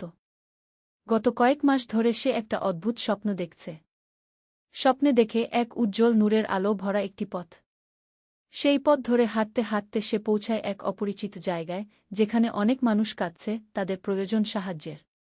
প্রতিবার স্বপ্নের শেষে সে শুনতে পায় একটি আওয়াজ, তুমি কি আমার বান্দাদের সেবা করবে? আবদুল্লাহ ইবন উমর জানত যে আল্লাহ তাআলা কখনো কখনো স্বপ্নের মাধ্যমে তার বান্দাদের পথ দেখান। কিন্তু এই স্বপ্নের অর্থ কি? তার বুঝতে কষ্ট হচ্ছিল। সেদিন ফজরের নামাজ শেষে সে তার বন্ধু আবু বকর আল সিদ্দিকের কাছে গেল। আবু বকর ছিলেন একজন জ্ঞানী মানুষ, যিনি কুরআন ও হাদিসে গভীর জ্ঞান রাখতেন। ভাই আবু বকর, আবদুল্লাহ বলল, আমার একটা স্বপ্নের বিষয়ে আপনার সাথে কথা বলতে চাই। আবু বকর মনোযোগ দিয়ে স্বপ্নের কথা শুনলেন। তারপর একটু চুপ থেকে বললেন, ভাই আবদুল্লাহ, এটি একটি শুভ স্বপ্ন। আল্লাহ তাআলা হয়তো তোমাকে কোনো বিশেষ দায়িত্বের জন্য প্রস্তুত করছেন। মনে রাখবে, রাসূলুল্লাহ বলেছেন, মানুষের সেবাই আল্লাহর সেবা। হয়তো আল্লাহ তোমাকে তার বান্দাদের সেবার জন্য ডাকছেন। দ্বিতীয় অধ্যায়, যাত্রার শুরু। আবু বকরের কথা শুনে আবদুল্লাহর মনে একটা স্পষ্টতা এল। সে ঠিক করল, যতটুকু সম্পদ আছে তার একটা অংশ দিয়ে দরিদ্র মানুষদের সাহায্য করবে। প্রথমে সে মক্কার আশেপাশের গরিব পরিবারগুলো খোঁজ করতে লাগল। দেখতে পেল, শহরের বাইরে অনেক পরিবার আছে যাদের খাবারের অভাব, চিকিৎসার অভাব। কেউ কেউ এমনকি পরিষ্কার পানি পায় না। আবদুল্লাহ তার ব্যবসার মুনাফার একটা বড় অংশ দিয়ে এসব পরিবারের জন্য খাদ্য, বস্ত্র ও ঔষধের ব্যবস্থা করল। কিন্তু কিছুদিন পরেই সে বুঝতে পারল, শুধু অর্থ দিলেই হবে না। এসব পরিবারের দীর্ঘমেয়াদী সমাধান দরকার। একদিন সে এক বৃদ্ধ মানুষের সাথে দেখা করল। তার নাম আবু তালিব। এই বৃদ্ধ একসময় একজন বড় আলেম ছিলেন, কিন্তু এখন তার চোখের দৃষ্টি নেই। তার কোনো সন্তান নেই, একা থাকেন। বাবা, আবদুল্লাহ বলল, আপনার কি কিছু দরকার? আবু তালিব হাসলেন, বেটা, আমার কোনো দুনিয়াবি চাহিদা নেই। কিন্তু একটা ইচ্ছা আছে। আমি অনেক দিন ধরে চাই আমার জ্ঞান তরুণদের মধ্যে বিতরণ করতে। কিন্তু আমি অন্ধ, আমার কাছে কেউ আসে না। আবদুল্লাহর মনে পড়ল স্বপ্নের কথা। বাবা, আপনি যদি রাজি হন, আমি প্রতিদিন আপনার কাছে আসব। আপনার থেকে দিনের জ্ঞান শিখব, আর অন্যদেরকেও নিয়ে আসব। আবু তালিবের চোখ দিয়ে খুশির অশ্রু ঝরল। আল্লাহ তোমায় বরকত দিন, বেটাগু। তৃতীয় অধ্যায়, জ্ঞানের আলো। আবদুল্লাহ নিয়মিত আবু তালিবের কাছে যেতে শুরু করল। সাথে নিয়ে যেত আরও কিছু তরুণকে। আবু তালিব তাদের কুরআনের তাফসির, হাদিসের ব্যাখ্যা, ইসলামের আদবকায়দা শেখাতেন। একদিন আবু তালিব একটি হাদিস বর্ণনা করলেন। রাসূলুল্লাহ বলেছেন, যে ব্যক্তি কোনো মুমিনের একটি বিপদ দূর করবে, আল্লাহ তার কিয়ামতের দিনের একটি বিপদ দূর করবেন। যে ব্যক্তি কোনো অভাবীর অভাব দূর করবে, আল্লাহ দুনিয়া ও আখেরাতে তার অভাব দূর করবেন। যে ব্যক্তি কোনো মুসলিমের দোষ ঢেকে রাখবে, আল্লাহ দুনিয়া ও আখেরাতে তার দোষ ঢেকে রাখবেন। এই হাদিস শুনে আবদুল্লাহর হৃদয় আরও বেশি নরম হয়ে গেল। সে বুঝতে পারল, শুধু অর্থ দিয়ে সাহায্য করাই যথেষ্ট নয়, মানুষের মানসিক, আধ্যাত্মিক ও শিক্ষাগত উন্নতিতেও সাহায্য করতে হবে। আবদুল্লাহ একটি পরিকল্পনা করল। সে একটি মক্তব প্রতিষ্ঠা করবে যেখানে গরিব পরিবারের সন্তানরা বিনামূল্যে শিক্ষা পাবে। শুধু কুরআন হাদিস নয়, সাধারণ পড়াশোনা, হিসাব নিকাশ, ব্যবসা বাণিজ্যের হিসাবও শেখানো হবে। চতুর্থ অধ্যায়, প্রতিবন্ধকতা ও পরীক্ষা। আবদুল্লাহর এই উদ্যোগ সবার পছন্দ হল না। কিছু ধনী ব্যবসায়ী তাকে বলল, আবদুল্লাহ, তুমি অযথা অর্থ নষ্ট করছ। গরিবদের পড়াশোনা শেখালে তারা আর কাজ করতে চাইবে না। আমাদের কারবারের সমস্যা হবে। কিন্তু আবদুল্লাহ দৃঢ় থাকল। সে বলল, আমি আল্লাহর রাস্তায় কাজ করছি। মানুষকে শিক্ষিত করা একটি নেক কাজ। এদিকে আব্দুল্লাহর ব্যবসায় কিছুটা লোকসান হচ্ছিল, কারণ সে অনেক সময় ও অর্থ মানুষের সেবায় দিচ্ছিল। একদিন তার একটি বড় ব্যবসায়িক চুক্তি বাতিল হয়ে গেল। সেদিন রাতে আব্দুল্লাহ খুব চিন্তিত হয়ে পড়ল। তার মনে হল হয়তো সে ভুল করছে। হয়তো আগে নিজের ব্যবসা ঠিক করা উচিত, তারপর অন্যদের সাহায্য করা। তারিয়াহ নামাজের পর সে দোয়া করল, হে আল্লাহ, আমি কি ভুল পথে আছি? আমাকে সঠিক পথ দেখান। সেই রাতে আবার সেই স্বপ্ন। কিন্তু এবার স্বপ্নে সে দেখল সেই নূরের পথে অনেক বাধা। কিন্তু যারা ধৈর্য ধরে এগিয়ে যাচ্ছে তাদের জন্য পথের শেষে অপেক্ষা করছে অসীম শান্তি ও সুখ। পঞ্চম অধ্যায়, ধৈর্য ও আল্লাহর সাহায্য। পরের দিন সকালে আব্দুল্লাহ আবু বকরের কাছে গেল। তার মনের অবস্থা জানাল। আবু বকর বললেন, ভাই, আল্লাহর পথে চলতে গেলে পরীক্ষা আসবেই। কুরআনে আল্লাহ বলেছেন, আর আমি অবশ্যই তোমাদেরকে পরীক্ষা করব ভয়, ক্ষুধা এবং ধনসম্পদ, জীবন ও ফলফসলের ক্ষতির মাধ্যমে। আর ধৈর্যশীলদের সুসংবাদ দাও, তুমি ধৈর্য ধর, আল্লাহর সাহায্য আসবে। আব্দুল্লাহ সিদ্ধান্ত নিল সে থেমে যাবে না। তার মক্তব প্রতিষ্ঠার কাজ চালিয়ে যাবে। কিছুদিন পরে একটি আশ্চর্য ঘটনা ঘটল। দামেস্ক থেকে একজন ব্যবসায়ী এসে আব্দুল্লাহর সাথে দেখা করল। তার নাম উসমান ইবন আফফান। আমি শুনেছি তুমি একটি মক্তব তৈরি করছ, উসমান বলল। আমি তোমার এই কাজে সাহায্য করতে চাই। উসমান আব্দুল্লাহকে একটি বড় অনুদান দিল এবং বলল, এছাড়াও আমি তোমার সাথে ব্যবসায়িক অংশীদারিত্ব করতে চাই। আমার দামেস্কের ব্যবসার সাথে তোমার মক্কার ব্যবসা যুক্ত করলে দুজনেরই লাভ হবে। আব্দুল্লাহ বুঝতে পারল এটি আল্লাহর তরফ থেকে সাহায্য। ষষ্ঠ অধ্যায়, মক্তবের প্রতিষ্ঠা। উসমানের সাহায্যে আব্দুল্লাহ একটি সুন্দর মক্তব প্রতিষ্ঠা করল। সেখানে আবু তালিবকে প্রধান শিক্ষক করা হল। আরও কয়েকজন আলেমকে শিক্ষক হিসেবে নিযোগ দেওয়া হল। মক্তবে শুধু ধর্মীয় শিক্ষাই নয়, গণিত, ভাষা, ভূগোল, ইতিহাসও পড়ানো হতো। বিশেষভাবে ব্যবসা বাণিজ্যের হিসাব নিকাশ শেখানো হতো যাতে ছাত্ররা ভবিষ্যতে স্বনির্ভর হতে পারে। প্রথম দিন মক্তবে 200 জন ছাত্র ভর্তি হল। সবাই গরিব পরিবারের সন্তান। আব্দুল্লাহ তাদের বই, খাতা, কলম সবকিছু বিনামূল্যে দিল। এছাড়া দুপুরের খাবারের ব্যবস্থাও করল। মাস তিনেক পরে ছাত্র সংখ্যা বেড়ে দাঁড়াল 500 জনে। আশেপাশের এলাকা থেকেও ছেলেরা আসতে লাগল। একদিন একটি মজার ঘটনা ঘটল। মক্তবের সবচেয়ে ভালো ছাত্র, যার নাম সাইদ ইবন জায়েদ, একটি কঠিন হিসাবের অঙ্ক সমাধান করল যেটা আব্দুল্লাহ পারছিল না। সাইদ, তুমি এটা কিভাবে করলে? আব্দুল্লাহ জিজ্ঞেস করল। সাইদ লাজুক স্বরে বলল, উস্তাদ, আবু তালিব দাদা আমাদের শিখিয়েছেন যে প্রতিটি সমস্যার সমাধান আল্লাহর কাছে আছে। আমরা চেষ্টা করি আর আল্লাহর কাছে সাহায্য চাই। আব্দুল্লাহর চোখে পানি এসে গেল। এই ছোট্ট ছেলেটি তাকে বুঝিয়ে দিল তাওয়াক্কুলের, আল্লাহর উপর ভরসা, প্রকৃত অর্থ।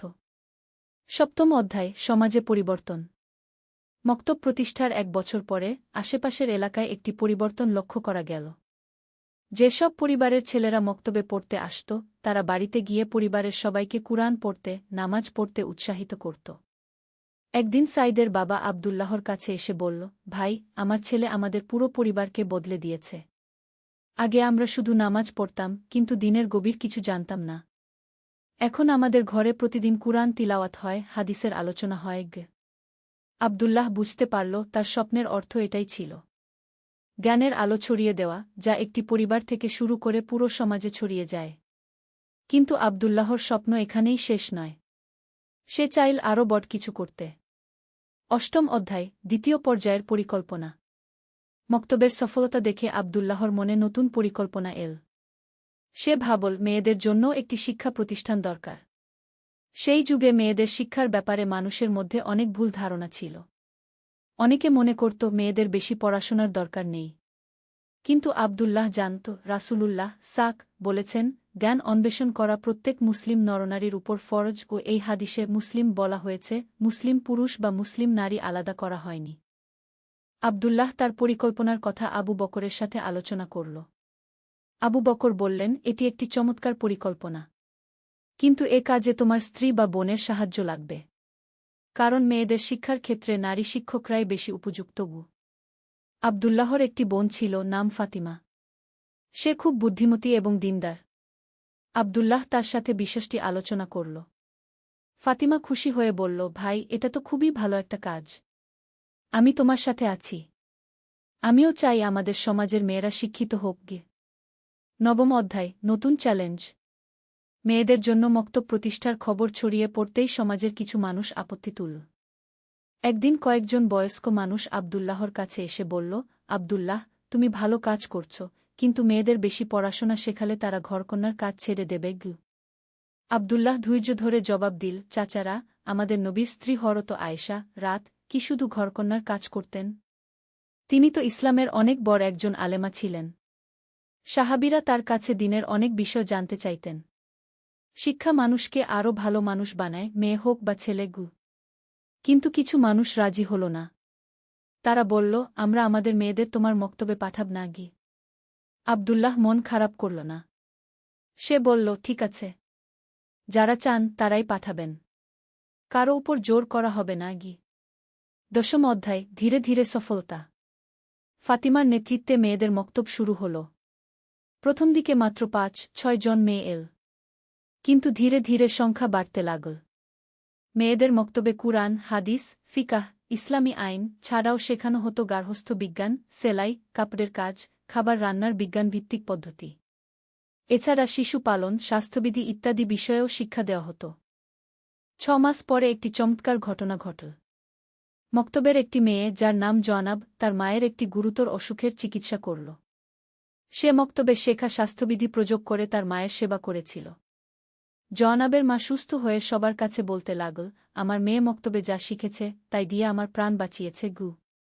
এরপর থেকে মেয়েদের মক্তবের প্রতি মানুষের দৃষ্টিভঙ্গি পাল্টে গেল। একাদশ অধ্যায়, সমাজসেবার নতুন মাত্রা। দুটি মক্তব চালু হওয়ার পর আব্দুল্লাহর মনে আরও একটি পরিকল্পনা এল। সে দেখল, সমাজে অনেক বিধবা নারী আছে যাদের কোনো আয়ের উৎস নেই। তাদের জন্য একটি কাজের ব্যবস্থা করা দরকার। আব্দুল্লাহ একটি কুটির শিল্পের কারখানা প্রতিষ্ঠা করল। সেখানে বিধবা ও গরিব মহিলারা কাপড় বোনা, সেলাইয়ের কাজ, মধু প্রক্রিয়াজাতকরণ, তেল তৈরি এসব কাজ করে উপার্জন করতে পারত। এই কারখানায় তৈরি পণ্যগুলি মক্কার বাজারে বিক্রি হতো। আব্দুল্লাহ নিশ্চিত করল যে কারিগররা তাদের পরিশ্রমের ন্যায্য মূল্য পায়। এছাড়া তিনি একটি নিয়ম করলেন, প্রতি সপ্তাহে একদিন এই মহিলারা দিনী শিক্ষা পাবে।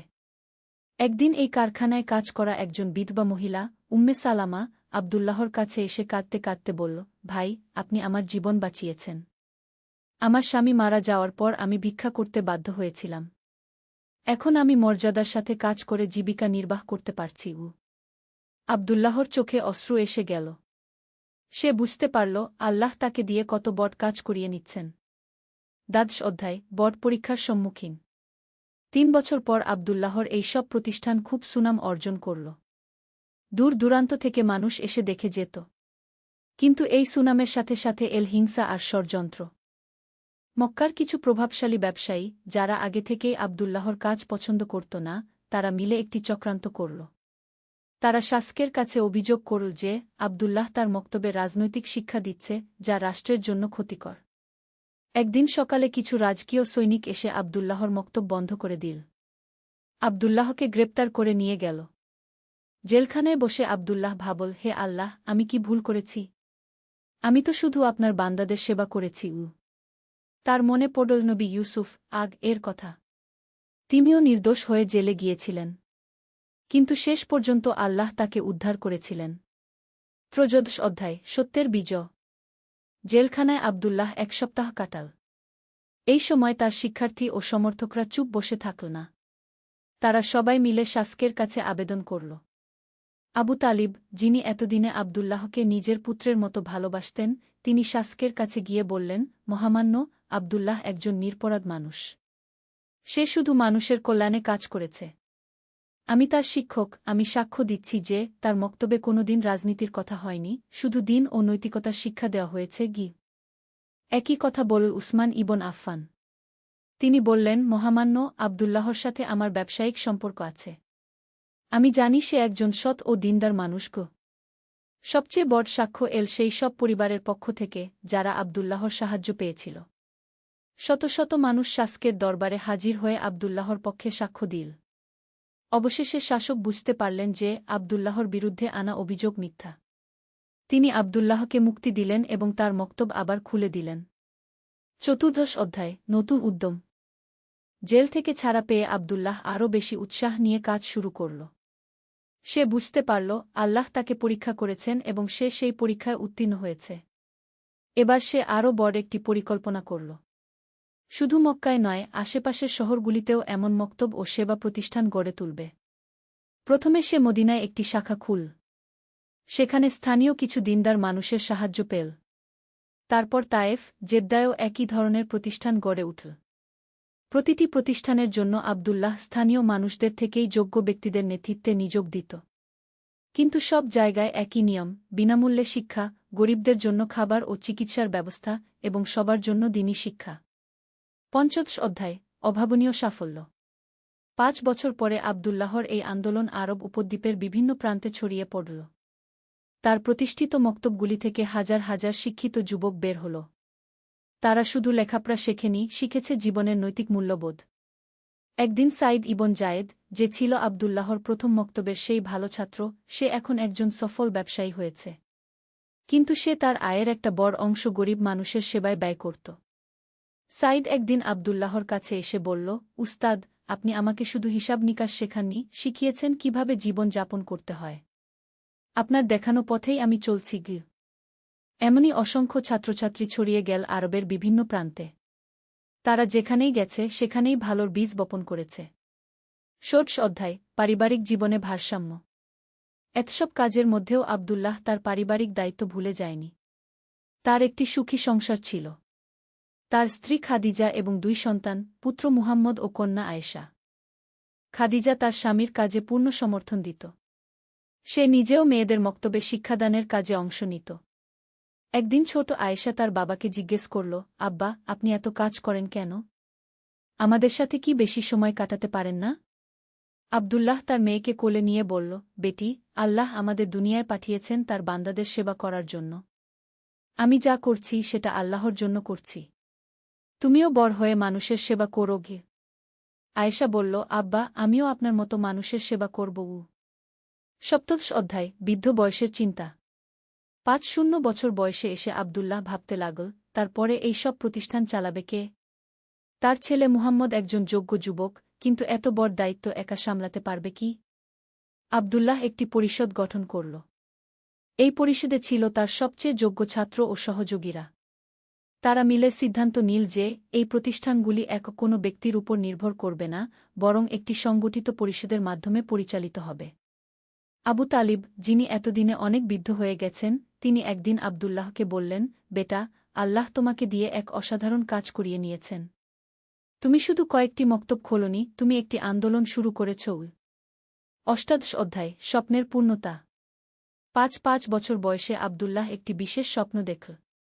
সেই একই নূরের আলো, সেই একই পথ। কিন্তু এবার পথে শুধু সে একা নেই, তার সাথে আছে হাজার হাজার মানুষ। সবাই সেই আলোর পথে হাঁটছে। স্বপ্নের শেষে আবার সেই আওয়াজ, আমার সন্তুষ্ট বান্দা, তুমি আমার দেওয়া দায়িত্ব ভালোভাবে পালন করেছ। আব্দুল্লাহ ঘুম থেকে উঠে ফজরের নামাজ পড়ল। তারপর দীর্ঘ সিজদায় গেল এবং আল্লাহর কাছে শুকরিয়া আদায় করল। ১৯ম অধ্যায়, পরবর্তী প্রজন্মের দায়িত্ব। আব্দুল্লাহর ছেলে মুহাম্মদ এবং মেয়ে আয়েশা দুজনেই বাবার পথ অনুসরণ করল। মুহাম্মদ প্রতিষ্ঠানগুলোর পরিচালনার দায়িত্ব নিল, আর আয়েশা নারী শিক্ষার ক্ষেত্রে কাজ করতে লাগল। একদিন আয়েশা তার বাবাকে বলল, আব্বা, আমি আরেকটি প্রকল্প শুরু করতে চাই। অনাথ শিশুদের জন্য একটি আশ্রম। আব্দুল্লাহ খুশি হয়ে বলল, চমৎকার। রাসূলুল্লাহ সাক নিজে অনাথ ছিলেন। অনাথদের সেবা করা খুবই সোয়াবের কাজ। এভাবে একের পর এক নতুন প্রকল্প যোগ হতে লাগল। কেউ কুষ্ঠরোগীদের সেবায়, কেউ বৃদ্ধদের দেখাশোনায়, কেউ পথহারা যুবকদের সঠিক পথে আনার কাজে লেগে গেল। ২০ অধ্যায়, জীবনের সায়াহ্ন। ৬০ বছর বয়সে আব্দুল্লাহ অসুস্থ হয়ে পড়ল। ডাক্তাররা বলল, তার আর বেশি দিন নেই। মৃত্যুশয্যায় শুয়ে আব্দুল্লাহর কাছে এসেছিল শত শত মানুষ, যাদের জীবনে সে কোনো না কোনোভাবে আলো ফেলেছিল। আবু তালিব, যিনি এতদিনে প্রায় অন্ধ হয়ে গেছেন, তিনি আব্দুল্লাহর হাত ধরে বললেন, বেটা, আল্লাহ তোমাকে জান্নাত নসিব করুন। তুমি দুনিয়ায় একটি জান্নাত তৈরি করেছ। সাইদ ইবন জায়েদ, যে এখন একজন প্রতিষ্ঠিত ব্যবসায়ী এবং সমাজসেবক, সে এসে বলল, উস্তাদ, আপনার দেখানো পথেই আমরা চলব। আপনার স্বপ্ন আমরা পূরণ করব। উম্মে সালামা, সেই বিধবা মহিলা যে একসময় ভিক্ষা করত, সে এখন নিজেই একটি কুটির শিল্পের কারখানা চালা। সে কাঁদতে কাঁদতে বলল, ভাই, আপনি আমার এই জীবন দিয়েছেন। ২১তম অধ্যায়, চূড়ান্ত মুহূর্ত। মৃত্যুর আগের রাতে আব্দুল্লাহ তার পরিবার ও ঘনিষ্ঠ সাথীদের ডেকে বলল, আমার প্রিয় মানুষেরা, আল্লাহ আমাকে একটি সুন্দর জীবন দিয়েছেন। আমি যা করেছি সবই আল্লাহর তৌফিকে। তোমরা এই কাজ চালিয়ে যেও। মনে রাখবে, প্রতিটি মানুষের সেবা করা মানে আল্লাহর সেবা করা। তার ছেলে মুহাম্মদ জিজ্ঞেস করল, আব্বা, আমাদের জন্য কোনো বিশেষ উপদেশ? আব্দুল্লাহ বলল, বেটা, সবসময় মনে রাখবে, নিয়ত থাকতে হবে পরিষ্কার, কাজ করতে হবে আন্তরিকতা দিয়ে, আর সবকিছু আল্লাহর উপর ছেড়ে দিতে হবে। গর্ব করো না, কারণ সব সফলতা আল্লাহর পক্ষ থেকে। সেই রাতেই তাহাজ্জুদের সময় আব্দুল্লাহ ইবন উমর আল্লাহর সান্নিধ্যে চলে গেল। তার শেষ কথা ছিল, লা ইলাহা ইল্লাল্লাহু মুহাম্মাদুর রাসূলুল্লাহ। ২২তম অধ্যায়, অবিস্মরণীয় উত্তরাধিকার। আব্দুল্লাহর মৃত্যুর খবর পুরো আরব উপদ্বীপে ছড়িয়ে পড়ল। তার জানাজায় হাজার হাজার মানুষ উপস্থিত হল। রাজা, প্রজা, ধনীগরিব সবাই একসাথে তার জানাজার নামাজ পড়ল। কিন্তু আব্দুল্লাহর আসল স্মৃতিস্তম্ভ ছিল তার প্রতিষ্ঠিত সেই সব প্রতিষ্ঠান। তার মৃত্যুর পরেও সেগুলি আরও শক্তিশালী হয়ে উঠল। তার ছেলে মুহাম্মদ বাবার স্বপ্ন বাস্তবায়ন করতে আরও দৃঢ়প্রতিজ্ঞ হল। সে বিভিন্ন দেশে প্রতিনিধি পাঠিয়ে এই আন্দোলন ছড়িয়ে দিতে লাগল। আয়েশা নারী শিক্ষার ক্ষেত্রে অগ্রণী ভূমিকা পালন করল। তার প্রতিষ্ঠিত নারী শিক্ষা প্রতিষ্ঠানগুলি থেকে বের হওয়া মেয়েরা সমাজের বিভিন্ন ক্ষেত্রে অবদান রাখতে লাগল। ২৩তম অধ্যায়, দীর্ঘমেয়াদী প্রভাব। আব্দুল্লাহর মৃত্যুর ১০ বছর পর দেখা গেল, তার শুরু করা আন্দোলন আরব উপদ্বীপের সীমানা ছাড়িয়ে অন্যান্য দেশেও ছড়িয়েছে। মিশর, সিরিয়া, ইরাকেও এমন প্রতিষ্ঠান গড়ে উঠেছে। সবচেয়ে বড় কথা, এই প্রতিষ্ঠানগুলি শুধু শিক্ষাদান করেনি, তৈরি করেছে একদল আদর্শবান মানুষ, যারা যেখানেই গিয়েছে সেখানেই ন্যায়, সততা আর মানব সেবার বার্তা ছড়িয়েছে। একদিন এক বিদেশি ব্যবসায়ী, যে আরবে এসেছিল ব্যবসার কাজে, সে মন্তব্য করেছিল, এই আরব ভূমিতে আমি যে সততা আর সহানুভূতি দেখেছি, তা অন্য কোথাও দেখিনি। এখানকার মানুষের মধ্যে একটা আলাদা গুণ আছে। ২৪তম অধ্যায়, শিক্ষা ও উপদেশ। আব্দুল্লাহর জীবন থেকে আমরা যে শিক্ষা পাই। ১. স্বপ্নের গুরুত্ব। আল্লাহ কখনো কখনো স্বপ্নের মাধ্যমে তার বান্দাদের পথ দেখান। কিন্তু স্বপ্ন দেখার পাশাপাশি সেটা বাস্তবায়নের জন্য কাজ করতে হয়। ২. ধৈর্য ও অধ্যবসায়। ভালো কাজের পথে অনেক বাধা আসে, কিন্তু ধৈর্য ধরে এগিয়ে গেলে আল্লাহ সাহায্য করেন। ৩. শিক্ষার গুরুত্ব। মানুষের সবচেয়ে বড় সেবা হল তাকে শিক্ষিত করা। শিক্ষা মানুষকে শুধু স্বাবলম্বী করে না, নৈতিক মানুষও বানা। ৪. নারী শিক্ষা। ইসলামে নারী পুরুষ সবার শিক্ষার অধিকার সমান। সমাজের অর্ধেক জনগোষ্ঠী অশিক্ষিত থাকলে সমাজের প্রকৃত উন্নতি সম্ভব নয়। ৫. সমাজসেবা। প্রত্যেক মুসলিমের দায়িত্ব হল সমাজের দুর্বল মানুষদের পাশে দাঁড়ানো। এটা শুধু সাদকা দেওয়া নয়, তাদের স্বাবলম্বী করে তোলা। ৬. পারিবারিক ভারসাম্য। সমাজসেবার নামে পরিবারকে অবহেলা করা ঠিক নয়। পরিবার ও সমাজসেবার মধ্যে ভারসাম্য রাখতে হবে। ২৫তম অধ্যায়, চিরন্তন বার্তা।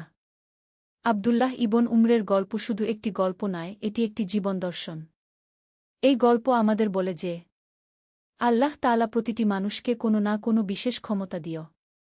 সত্যের তলোয়ার। একটি ইসলামিক যুদ্ধের গল্প। প্রথম অধ্যায়, আহ্বান। আরবের মরুভূমিতে যখন সূর্য পশ্চিমে ঢলে পড়ে, তখন মদিনার মসজিদে নববীতে এক বিশেষ সমাবেশ বসে। রাসূলুল্লাহ এর সাহাবীরা জমায়েত হয়েছেন গুরুত্বপূর্ণ এক সংবাদ শোনার জন্য। খালিদ ইবনে ওয়ালিদ তখন সবেমাত্র ইসলাম গ্রহণ করেছেন। একসময় যিনি ছিলেন ইসলামের বিরুদ্ধে যুদ্ধকারী, আজ তিনি বসে আছেন মুসলমানদের সাথে। তার হৃদয়ে নতুন এক জ্যোতি জ্বলছে, ইসলামের আলো। হে সাহাবীগণ, রাসূল বললেন, শাম দেশে আমাদের ভাইয়েরা বিপদে। বাইজান্টাইন সাম্রাজ্য মুসলমানদের উপর অত্যাচার করছে। আমাদের সাহায্যের প্রয়োজন তাদের। আবু বকর দাঁড়িয়ে বললেন, ইয়া রাসূলাল্লাহ, আমরা প্রস্তুত। আল্লাহর রাস্তায় জিহাদের জন্য আমাদের জান ও মাল উৎসর্গ করতে। খালিদ ইবনে ওয়ালিদের মন তখন উত্তেজনায় ভরে ওঠে। তিনি ছিলেন একজন দক্ষ যোদ্ধা, কিন্তু এবার তিনি লড়বেন ভিন্ন উদ্দেশ্যে, আল্লাহর সন্তুষ্টির জন্য, মানুষের কল্যাণের জন্য। সেদিন রাতে খালিদ নামাজ শেষে দীর্ঘক্ষণ দোয়া করলেন। হে আল্লাহ, আপনি আমাকে হিদায়েত দান করেছেন। এখন আমাকে শক্তি দিন যাতে আপনার দিনের সেবা করতে পারি। আমার অতীতের সব পাপ ক্ষমা করুন গু। দ্বিতীয় অধ্যায়, প্রস্তুতি। পরের দিন মুসলিম বাহিনীর প্রস্তুতি শুরু হল। আবু উবায়দা ইবনুল জাররাহ কে প্রধান সেনাপতি নিযুক্ত করা হল। সাথে ছিলেন ইকরিমা ইবনে আবু জাহল সুরাহবিল ইবনে হাসানা আমর ইবনুল আস এবং ইয়াজিদ ইবনে আবু সুফিয়ান খালিদ ইবনে ওয়ালিদকে ইরাক থেকে শাম অভিমুখে যাত্রার নির্দেশ দেওয়া হল। তিনি তার বাহিনী নিয়ে একটি কঠিন পথ বেছে নিলেন, সিরীয় মরুভূমির মধ্য দিয়ে। কেন এই কঠিন পথ, তার এক সহযোদ্ধা জিজ্ঞেস করল। কারণ, খালিদ বললেন, শত্রুরা কখনো ভাববে না যে আমরা এই অসম্ভব পথ দিয়ে আসব। আল্লাহর উপর তাওয়াক্কুল করে এগিয়ে চলি গে। মরুভূমির পথ ছিল ভয়ঙ্কর। পানির অভাব, প্রচণ্ড গরম এবং বালুর ঝড়। কিন্তু মুসলিম বাহিনী ছিল দৃঢ়প্রতিজ্ঞ। তারা জানত এই জিহাদ শুধু ভূমি জয়ের জন্য নয়, এটা সত্য ও ন্যায়ের জন্য। একদিন রাতে খালিদ তার সৈনিকদের সামনে ভাষণ দিলেন, হে মুজাহিদগণ, আমরা লড়ছি আল্লাহর রাস্তায়। আমাদের উদ্দেশ্য লুট বা হত্যা নয়। আমরা চাই মানুষের মুক্তি, ন্যায়বিচার প্রতিষ্ঠা। যারা শান্তি চায় তাদের সাথে শান্তি, যারা যুদ্ধ চায় তাদের সাথে যুদ্ধও। তৃতীয় অধ্যায়, প্রথম সংঘর্ষ। শামের প্রান্তে পৌঁছে খালিদের বাহিনী প্রথম বাইজান্টাইন ফাঁড়ির সম্মুখীন হল। এই ফাঁড়িটি ছিল কাজাক নামক স্থানে। বাইজান্টাইন সৈনিকরা ছিল ভারী অস্ত্রশস্ত্রে সজ্জিত, কিন্তু মুসলিমদের ছিল ঈমানের শক্তি। খালিদ তার অশ্বারোহী বাহিনী নিয়ে পার্শ্ব দিক দিয়ে আক্রমণের পরিকল্পনা করলেন। বিসমিল্লাহ, তিনি বললেন এবং ঘোড়া ছুটালেন। যুদ্ধ শুরু হল ফজরের নামাজের পর। মুসলিম সৈনিকরা লা ইলাহা ইল্লাল্লাহু মুহাম্মাদুর রাসূলুল্লাহ কি বলে আক্রমণ করল। তাদের সাহস আর একনিষ্ঠতা দেখে বাইজান্টাইন সৈনিকরা অবাক হয়ে গেল। কিন্তু যুদ্ধের মধ্যেও মুসলিমরা ইসলামের নীতি মেনে চলল। কোনো নিরস্ত্র ব্যক্তিকে হত্যা নয়, কোনো মহিলা বা শিশুর ক্ষতি নয়, কোনো ধর্মীয় প্রতিষ্ঠান ধ্বংস নয়। যুদ্ধ শেষে খালিদ বন্দী সৈনিকদের কাছে গিয়ে বললেন, তোমাদের কোনো ক্ষতি হবে না। তোমরা চাইলে ইসলাম গ্রহণ কর, না হলে জিজিয়া দিয়ে শান্তিতে থাক। আমরা জোর করি না গি। এক বাইজান্টাইন সেনাপতি জিজ্ঞেস করল, তোমরা কেমন মানুষ? তোমাদের ধর্ম কি শেখায়? খালিদ মৃদু হেসে বললেন, আমাদের ধর্ম শেখায় দয়া, ন্যায়বিচার এবং মানুষের কল্যাণ। আমরা এসেছি তোমাদের অত্যাচার থেকে মুক্তি দিতে, তোমাদের ক্ষতি করতে নয় গিয়ে। চতুর্থ অধ্যায়, দামেস্কের পথে। কাজাকের বিজয়ের পর খালিদের বাহিনী দামেস্কের দিকে এগিয়ে চলল। পথে তারা অন্যান্য মুসলিম বাহিনীর সাথে মিলিত হল। আবু উবায়দা এর নেতৃত্বে এক শক্তিশালী মুসলিম সেনাবাহিনী গঠিত হল। দামেস্ক তখন একটি গুরুত্বপূর্ণ বাণিজ্যিক নগর। সেখানে বাস করত বিভিন্ন ধর্মের মানুষ, খ্রিস্টান, ইহুদি এবং অন্যান্য।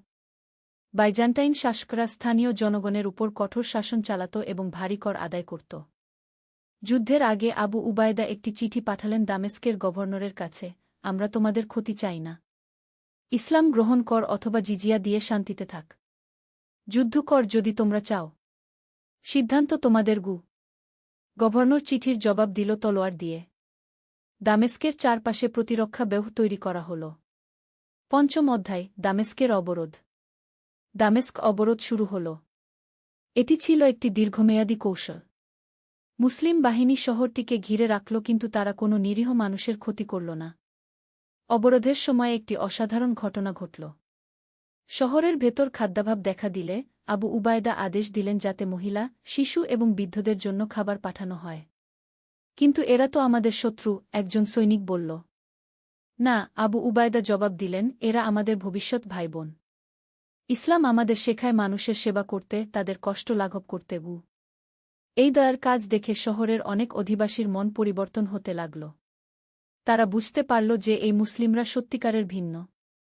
অবরোধের এক মাস পর শহরের একদল খ্রিস্টান নেতা গোপনে মুসলিম শিবিরে এসে বলল, আমরা তোমাদের সাথে সন্ধি করতে চাই। তোমরা যা বলছ তা কি সত্য? তোমরা কি সত্যিই আমাদের ধর্মের স্বাধীনতা দেবে? আবু উবায়দা তাদের আশ্বস্ত করলেন, আল্লাহর কসম, আমরা তোমাদের উপাসনালয় ধ্বংস করব না, তোমাদের ধর্ম পালনে বাধা দেব না। শুধু ন্যায্য কর দাও এবং শান্তিতে থাকু। ষষ্ঠ অধ্যায়, রাতের আক্রমণ। কিন্তু বাইজান্টাইন গভর্নর ছিলেন অন্ধ। তিনি শান্তি চাইতেন না। একদিন রাতে তিনি গোপনে মুসলিম শিবিরে আক্রমণের পরিকল্পনা করলেন। খালিদ ইবনে ওয়ালিদ তার গুপ্তচরদের মাধ্যমে এই সংবাদ পেলেন। তিনি আবু উবায়দার কাছে গিয়ে বললেন, আমির, আজ রাতে তারা আমাদের উপর অতর্কিত আক্রমণ করবে। আমাদের প্রস্তুত থাকতে হবে কি? তাহলে আমরাও পাল্টা আক্রমণ করি, একজন সাহাবী বললেন। না, আবু উবায়দা বললেন, আমরা প্রতিরক্ষায় থাকব। আমরা প্রথম আক্রমণ করি না, তবে নিজেদের রক্ষার অধিকার আছে কি? রাত গভীর হলে বাইজান্টাইন সৈনিকরা আক্রমণ করল। কিন্তু মুসলিমরা ছিলেন প্রস্তুত। তাহাজ্জুদের নামাজ পড়ে তারা জাগ্রত ছিলেন। আল্লাহু আকবার! মুসলিম সৈনিকদের তাকবীরের আওয়াজে রাতের নিস্তব্ধতা ভেঙে গেল। যুদ্ধ ছিল তীব্র কিন্তু দীর্ঘস্থায়ী নয়। মুসলিমদের সুসংগঠিত প্রতিরক্ষা এবং খালিদের কৌশলগত দক্ষতার কাছে বাইজান্টাইন আক্রমণ ব্যর্থ হল। প্রভাত হলে দেখা গেল অনেক বাইজান্টাইন সৈনিক আহত। মুসলিমরা তাৎক্ষণিক তাদের চিকিৎসার ব্যবস্থা করল। কেন তোমরা আমাদের সেবা করছ? এক আহত সৈনিক জিজ্ঞেস করল। কারণ তুমি একজন মানুষ, একজন মুসলিম চিকিৎসক বলল, আমাদের ধর্ম বলে সকল মানুষের সেবা করব। সপ্তম অধ্যায়, সন্ধির প্রস্তাব। রাতের যুদ্ধের পর দামেস্কের অনেক সৈনিক এবং নাগরিক মুসলিমদের চরিত্র দেখে মুগ্ধ হল। তারা দেখল যে এই যোদ্ধারা শুধু যুদ্ধ করেন না, তারা দয়া ও ন্যায়বিচার প্রতিষ্ঠা করেন। দামেস্কের একদল প্রধান নাগরিক গভর্নরের কাছে গিয়ে বলল, আমাদের আর যুদ্ধ চালিয়ে যাওয়া উচিত নয়। এই মুসলিমরা আমাদের ক্ষতি করতে চায় না। তারা আমাদের ন্যায্য শাসন দিতে চায় গু। গভর্নর রেগে গিয়ে বলল, তোমরা কি বিশ্বাসঘাতক হতে চাও? কনস্ট্যান্টিনোপলের সম্রাট আমাদের যুদ্ধের আদেশ দিয়েছেন গু। কিন্তু জনগণ আর যুদ্ধ চায় না, তারা বলল। এদিকে আবু উবায়দা তার সাহাবীদের সাথে পরামর্শ করলেন। আমাদের আরেকবার সন্ধির প্রস্তাব পাঠানো উচিত। হয়তো তারা এবার রাজি হবে উ। খালিদ বললেন, আমির, আমি মনে করি আমাদের আরও চাপ বাড়ানো উচিত। তবে শহরের নিরীহ মানুষের যাতে কোনো ক্ষতি না হয়। আবু উবায়দা একটি দোয়া পড়ে সিদ্ধান্ত নিলেন আরেকবার শান্তিপূর্ণ সমাধানের চেষ্টা করবেন। অষ্টম অধ্যায়, চূড়ান্ত সিদ্ধান্ত। পরের দিন আবু উবায়দা আরেকটি চিঠি পাঠালেন, হে দামেস্কবাসী, আমরা তোমাদের সাথে শান্তি চাই। তোমাদের জীবন, সম্পত্তি এবং ধর্মের নিরাপত্তার গ্যারান্টি দিচ্ছি।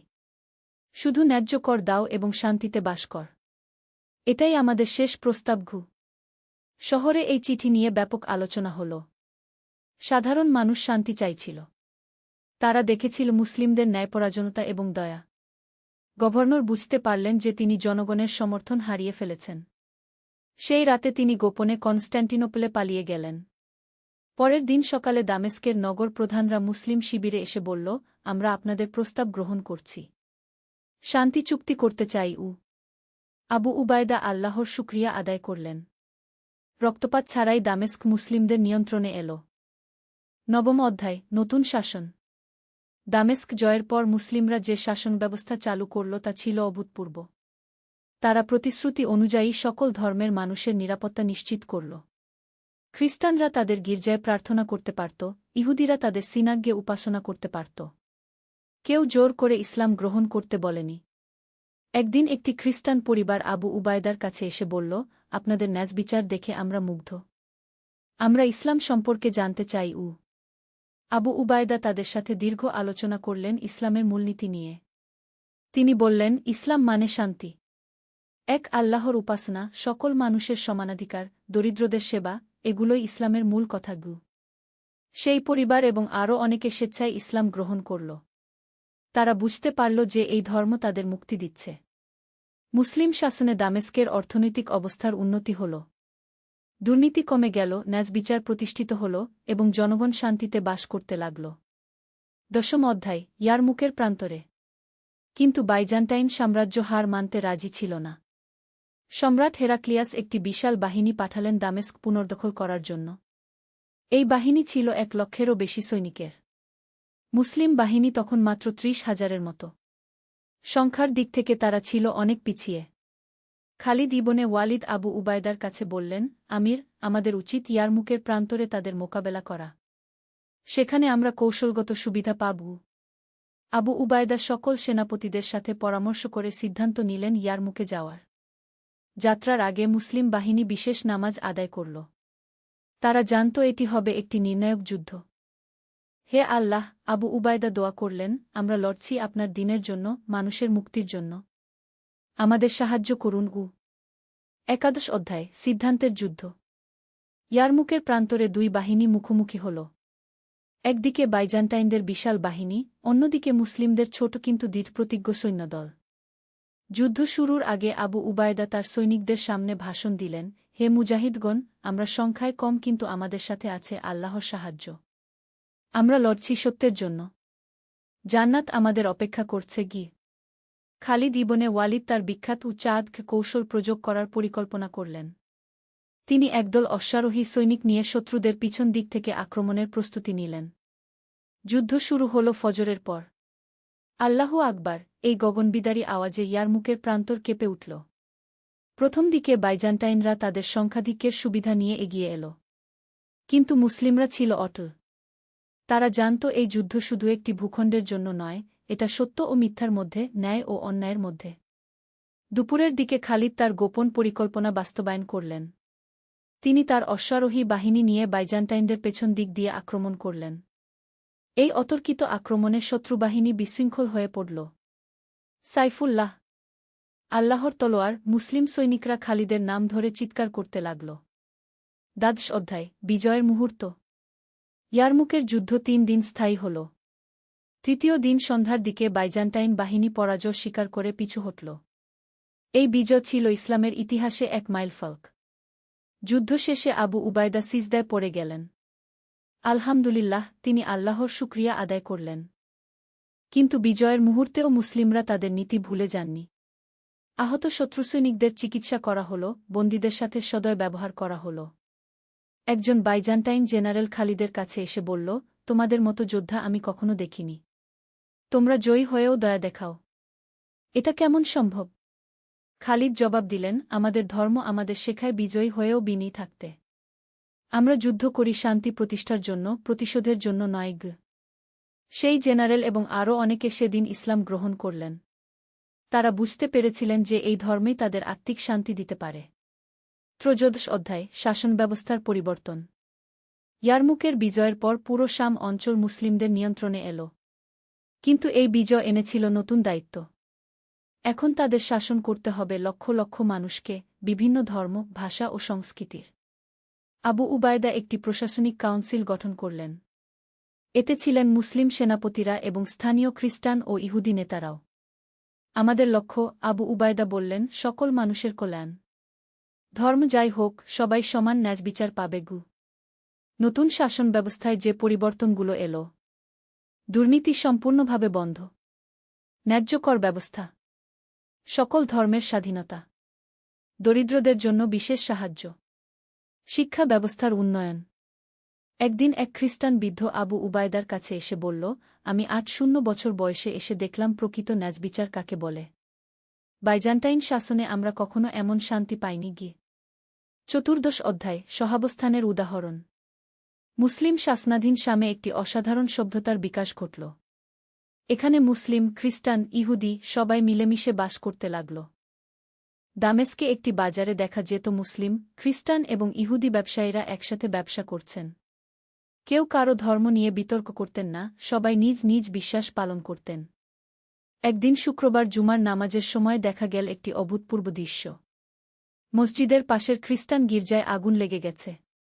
মুসলিমরা তৎক্ষণাৎ নামাজ ছেড়ে আগুন নেভাতে সাহায্য করল। কেন তোমরা নামাজ ছেড়ে এলে? একজন খ্রিস্টান জিজ্ঞেস করল। কারণ, একজন মুসলিম বলল, মানুষের সেবা আল্লাহর ইবাদতের অংশ। তোমাদের উপাসনালয় রক্ষা করাও আমাদের দায়িত্ব। এই ঘটনার পর অনেক খ্রিস্টান পরিবার ইসলাম সম্পর্কে আগ্রহী হয়ে উঠল। পঞ্চদশ অধ্যায়, শিক্ষা ও জ্ঞানের বিস্তার। মুসলিম শাসনে শামে শিক্ষা ব্যবস্থার অভূতপূর্ব উন্নতি হল। খালিদ ইবনে ওয়ালিদ শুধু একজন যোদ্ধা ছিলেন না, তিনি ছিলেন জ্ঞানপ্রেমিকও। তিনি দামেস্কে একটি শিক্ষা কেন্দ্র প্রতিষ্ঠা করলেন। এই কেন্দ্রে শেখানো হতো কুরআন ও হাদিস, আরবি ভাষা ও সাহিত্য, গণিত ও জ্যোতির্বিদ্যা, চিকিৎসাবিদ্যা, দর্শন ও নীতিশাস্ত্র। মজার বিষয় হল, এই শিক্ষা কেন্দ্রে শুধু মুসলিমরাই নয়, খ্রিস্টান এবং ইহুদি ছাত্ররাও পড়াশোনা করত। জ্ঞানের ক্ষেত্রে কোনো ধর্মীয় বাধা ছিল না। একদিন এক ইহুদি পণ্ডিত খালিদের কাছে এসে বললেন, আপনাদের এই জ্ঞানপ্রেম আমাকে অভিভূত করেছে। ইসলাম সত্যিই জ্ঞানের ধর্ম? খালিদ বললেন, আমাদের রাসূল শাহ বলেছেন, জ্ঞান অর্জন করা প্রতিটি মুসলিমের উপর ফরজ। আমরা সবার কাছ থেকে জ্ঞান নিতে চাই এবং সবাইকে জ্ঞান দিতে চাই। ষোড়শ অধ্যায়, চূড়ান্ত পরীক্ষা। কিছু বছর পর আবার একটি বড় চ্যালেঞ্জ এল। পার্শ্ব থেকে একটি বিদ্রোহী গোষ্ঠী শামে আক্রমণ করার হুমকি দিল। তারা দাবি করল যে তারাই প্রকৃত ইসলাম প্রতিষ্ঠা করবে। এই গোষ্ঠীর নেতা ছিল মুসাজলামা নামক একজন মিথ্যা নবী দাবিদার। তার অনুসারীরা শামের মুসলিমদের বিরুদ্ধে প্রচারণা চালাচ্ছিল। আবু উবায়দা এই সংকটে খুবই চিন্তিত হলেন। তিনি খালিদের সাথে পরামর্শ করলেন। এটি আরও কঠিন চ্যালেঞ্জ, খালিদ বললেন, কারণ এরা মুসলিম নাম দিয়ে ইসলামের বিরুদ্ধে লড়ছে। আমাদের খুব সাবধানে এগোতে হবে। আবু উবায়দা সিদ্ধান্ত নিলেন প্রথমে শান্তিপূর্ণ সমাধানের চেষ্টা করবেন। তিনি মুসায়লামার কাছে একটি দূত পাঠালেন। দূত ফিরে এসে জানাল যে মুসায়লামা কোনো সমঝোতায় রাজি নয়। সে নিজেকে নবী দাবি করে চলেছে। সপ্তদশ অধ্যায়, বিভ্রান্তির বিরুদ্ধে। মুসায়লামার বিরুদ্ধে অভিযানের আগে আবু উবায়দা তার বাহিনীকে বিশেষ প্রশিক্ষণ দিলেন। এটি শুধু শারীরিক যুদ্ধ নয়, ছিল মতাদর্শিক যুদ্ধ। মনে রেখো, আবু উবায়দা বললেন, আমরা মুসায়লামার সাথে যুদ্ধ করছি, তার অনুসারীদের সাথে নয়। তারাও আমাদের মুসলিম ভাই, শুধু বিভ্রান্ত হয়ে গেছে। যুদ্ধক্ষেত্রে গিয়ে দেখা গেল মুসায়লামার অনেক অনুসারী আসলে সাধারণ মানুষ, যারা তার মিথ্যা প্রচারণায় বিভ্রান্ত হয়েছে। যুদ্ধ শুরুর আগে খালিদ তার সৈনিকদের বললেন, যারা আত্মসমর্পণ করবে তাদের ক্ষমা করবে। যারা সত্য বুঝতে পারবে তাদের স্বাগত জানাবে। যুদ্ধ হল কিন্তু অনেক রক্তপাত ছাড়াই। কারণ যুদ্ধের মাঝেই অনেক বিভ্রান্ত অনুসারী সত্য বুঝতে পেরে মুসলিম বাহিনীতে যোগ দিল। মুসায়লামা নিহত হওয়ার পর তার বাকি অনুসারীরা আত্মসমর্পণ করল। আবু উবায়দা তাদের সবাইকে ক্ষমা করে দিলেন এবং তাদের আবার প্রকৃত ইসলামের শিক্ষা দিলেন। অষ্টাদশ অধ্যায়, উত্তরাধিকার। বছরগুলো কেটে গেল। শামে ইসলামী শাসন দৃঢ়মূল হল। খালিদ ইবনে ওয়ালিদ বিদ্ধ হয়ে গেলেন, কিন্তু তার সাহস ও ঈমান ছিল অটুট। একদিন তিনি তার ছেলেদের কাছে বললেন, আমি জীবনে অনেক যুদ্ধ করেছি। কিন্তু মনে রেখো, আমরা যুদ্ধ করেছি শান্তি প্রতিষ্ঠার জন্য। তোমরাও এই পথে চলবে। আবু উবায়দা একদিন মৃত্যুশয্যায় শুয়ে তার সাথীদের বললেন, আল্লাহর শুকরিয়া, তিনি আমাদের দিয়ে অনেক কাজ করিয়ে নিয়েছেন। এখন তোমরা এই দায়িত্ব এগিয়ে নিয়ে যাও। তাদের পরবর্তী প্রজন্ম এই উত্তরাধিকার সংরক্ষণ করল। শামে গড়ে উঠল একটি আদর্শ সমাজ, যেখানে ন্যায়বিচার, সহিষ্ণুতা এবং জ্ঞানচর্চা একসাথে ফুলে ফলে উঠল। বিংশ অধ্যায়, স্মৃতি ও শিক্ষা। অনেক বছর পরে এক ইতিহাসবিদ শামের এই ঘটনাবলী লিপিবদ্ধ করতে এলেন। তিনি পুরানো সাহাবীদের সাথে কথা বললেন, স্থানীয় মানুষদের কাছ থেকে গল্প শুনলেন। সবচেয়ে বড় কথা, একজন বৃদ্ধ খ্রিস্টান বললেন, তারা আমাদের জোর করে মুসলিম বানাননি। আমরা তাদের চরিত্র দেখে নিজেরাই আকৃষ্ট হয়েছি। তারা প্রমাণ করেছিল। একজন প্রাক্তন ইহুদি পণ্ডিত বললেন, যে ধর্মে জোর নেই। সত্যিকারের ধর্ম মানুষের হৃদয় জয় করে। কি? এক মুসলিম তরুণ জিজ্ঞেস করল, তাহলে আমাদের শিক্ষা কি? ইতিহাসবিদ বললেন, শিক্ষা হল, ইসলাম শুধু একটি ধর্ম নয়, এটি একটি জীবন ব্যবস্থা। এটি শেখায় কিভাবে ন্যায়ের সাথে যুদ্ধ করতে হয়, কিভাবে বিজয়ের পর বিনয়ী থাকতে হয় এবং কিভাবে সবার সাথে শান্তিতে বাস করতে হয়। বিংশ অধ্যায়, চিরন্তন বার্তা। খালিদ ইবনে ওয়ালিদ তার জীবনের শেষ দিনগুলোতে প্রায় বলতেন, আমি শত শত যুদ্ধে অংশ নিয়েছি, কিন্তু কখনো পরাজিত হইনি। এর কারণ আমার বীরত্ব নয়, এর কারণ আল্লাহর সাহায্য এবং সত্যের শক্তিগু। তিনি আরও বলতেন, প্রকৃত জিহাদ শুধু তলোয়ার দিয়ে নয়। প্রকৃত জিহাদ হল নিজের নফসের বিরুদ্ধে, অন্যায়ের বিরুদ্ধে এবং অজ্ঞতার বিরুদ্ধে। আবু উবায়দার শেষ বাণী ছিল, ইসলাম এসেছে মানুষকে মুক্তি দিতে, দাসত্ব থেকে, অত্যাচার থেকে, অজ্ঞতা থেকে। যে এই উদ্দেশ্যে কাজ করে সেই প্রকৃত মুসলিম। শামের এই ইতিহাস আজও মানুষকে শেখায় যে সত্যিকারের শক্তি সত্য ও ন্যায়ের মধ্যে। যারা মানুষের কল্যাণে কাজ করে, আল্লাহ তাদের সাহায্য করেন। উপসংহার: সত্যের তলোয়ার শুধু লোহার তৈরি নয়, এটি তৈরি উমান, ন্যায়বিচার এবং মানবতার ভালোবাসা দিয়ে। খালিদ ইবনে ওয়ালিদ, আবু উবায়দা এবং তাদের সাথীরা দেখিয়েছিলেন যে প্রকৃত বিজয় হল মানুষের হৃদয় জয় করা। আজকের যুগেও এই শিক্ষা প্রাসঙ্গিক। যারা ইসলামের সত্যিকারের অনুসারী, তারা সহিষ্ণু, দয়ালু এবং ন্যায়বিচারক। তারা জোর করে কাউকে তাদের বিশ্বাস গ্রহণ করতে বলে না, বরং নিজেদের আচরণ দিয়ে মানুষকে আকৃষ্ট করে। ইসলামের প্রকৃত জিহাদ হল মানবতার সেবা, জ্ঞানের প্রসার এবং পৃথিবীতে শান্তি প্রতিষ্ঠা। এটাই সত্যের তলোয়ারের আসল শক্তি। তোমাদের মধ্যে যারা ঈমান এনেছে এবং সৎকর্ম করেছে, আল্লাহ তাদের প্রতিশ্রুতি দিয়েছেন যে তিনি অবশ্যই তাদেরকে পৃথিবীতে খলিফা বানাবেন। সূরা নূর ৫:৫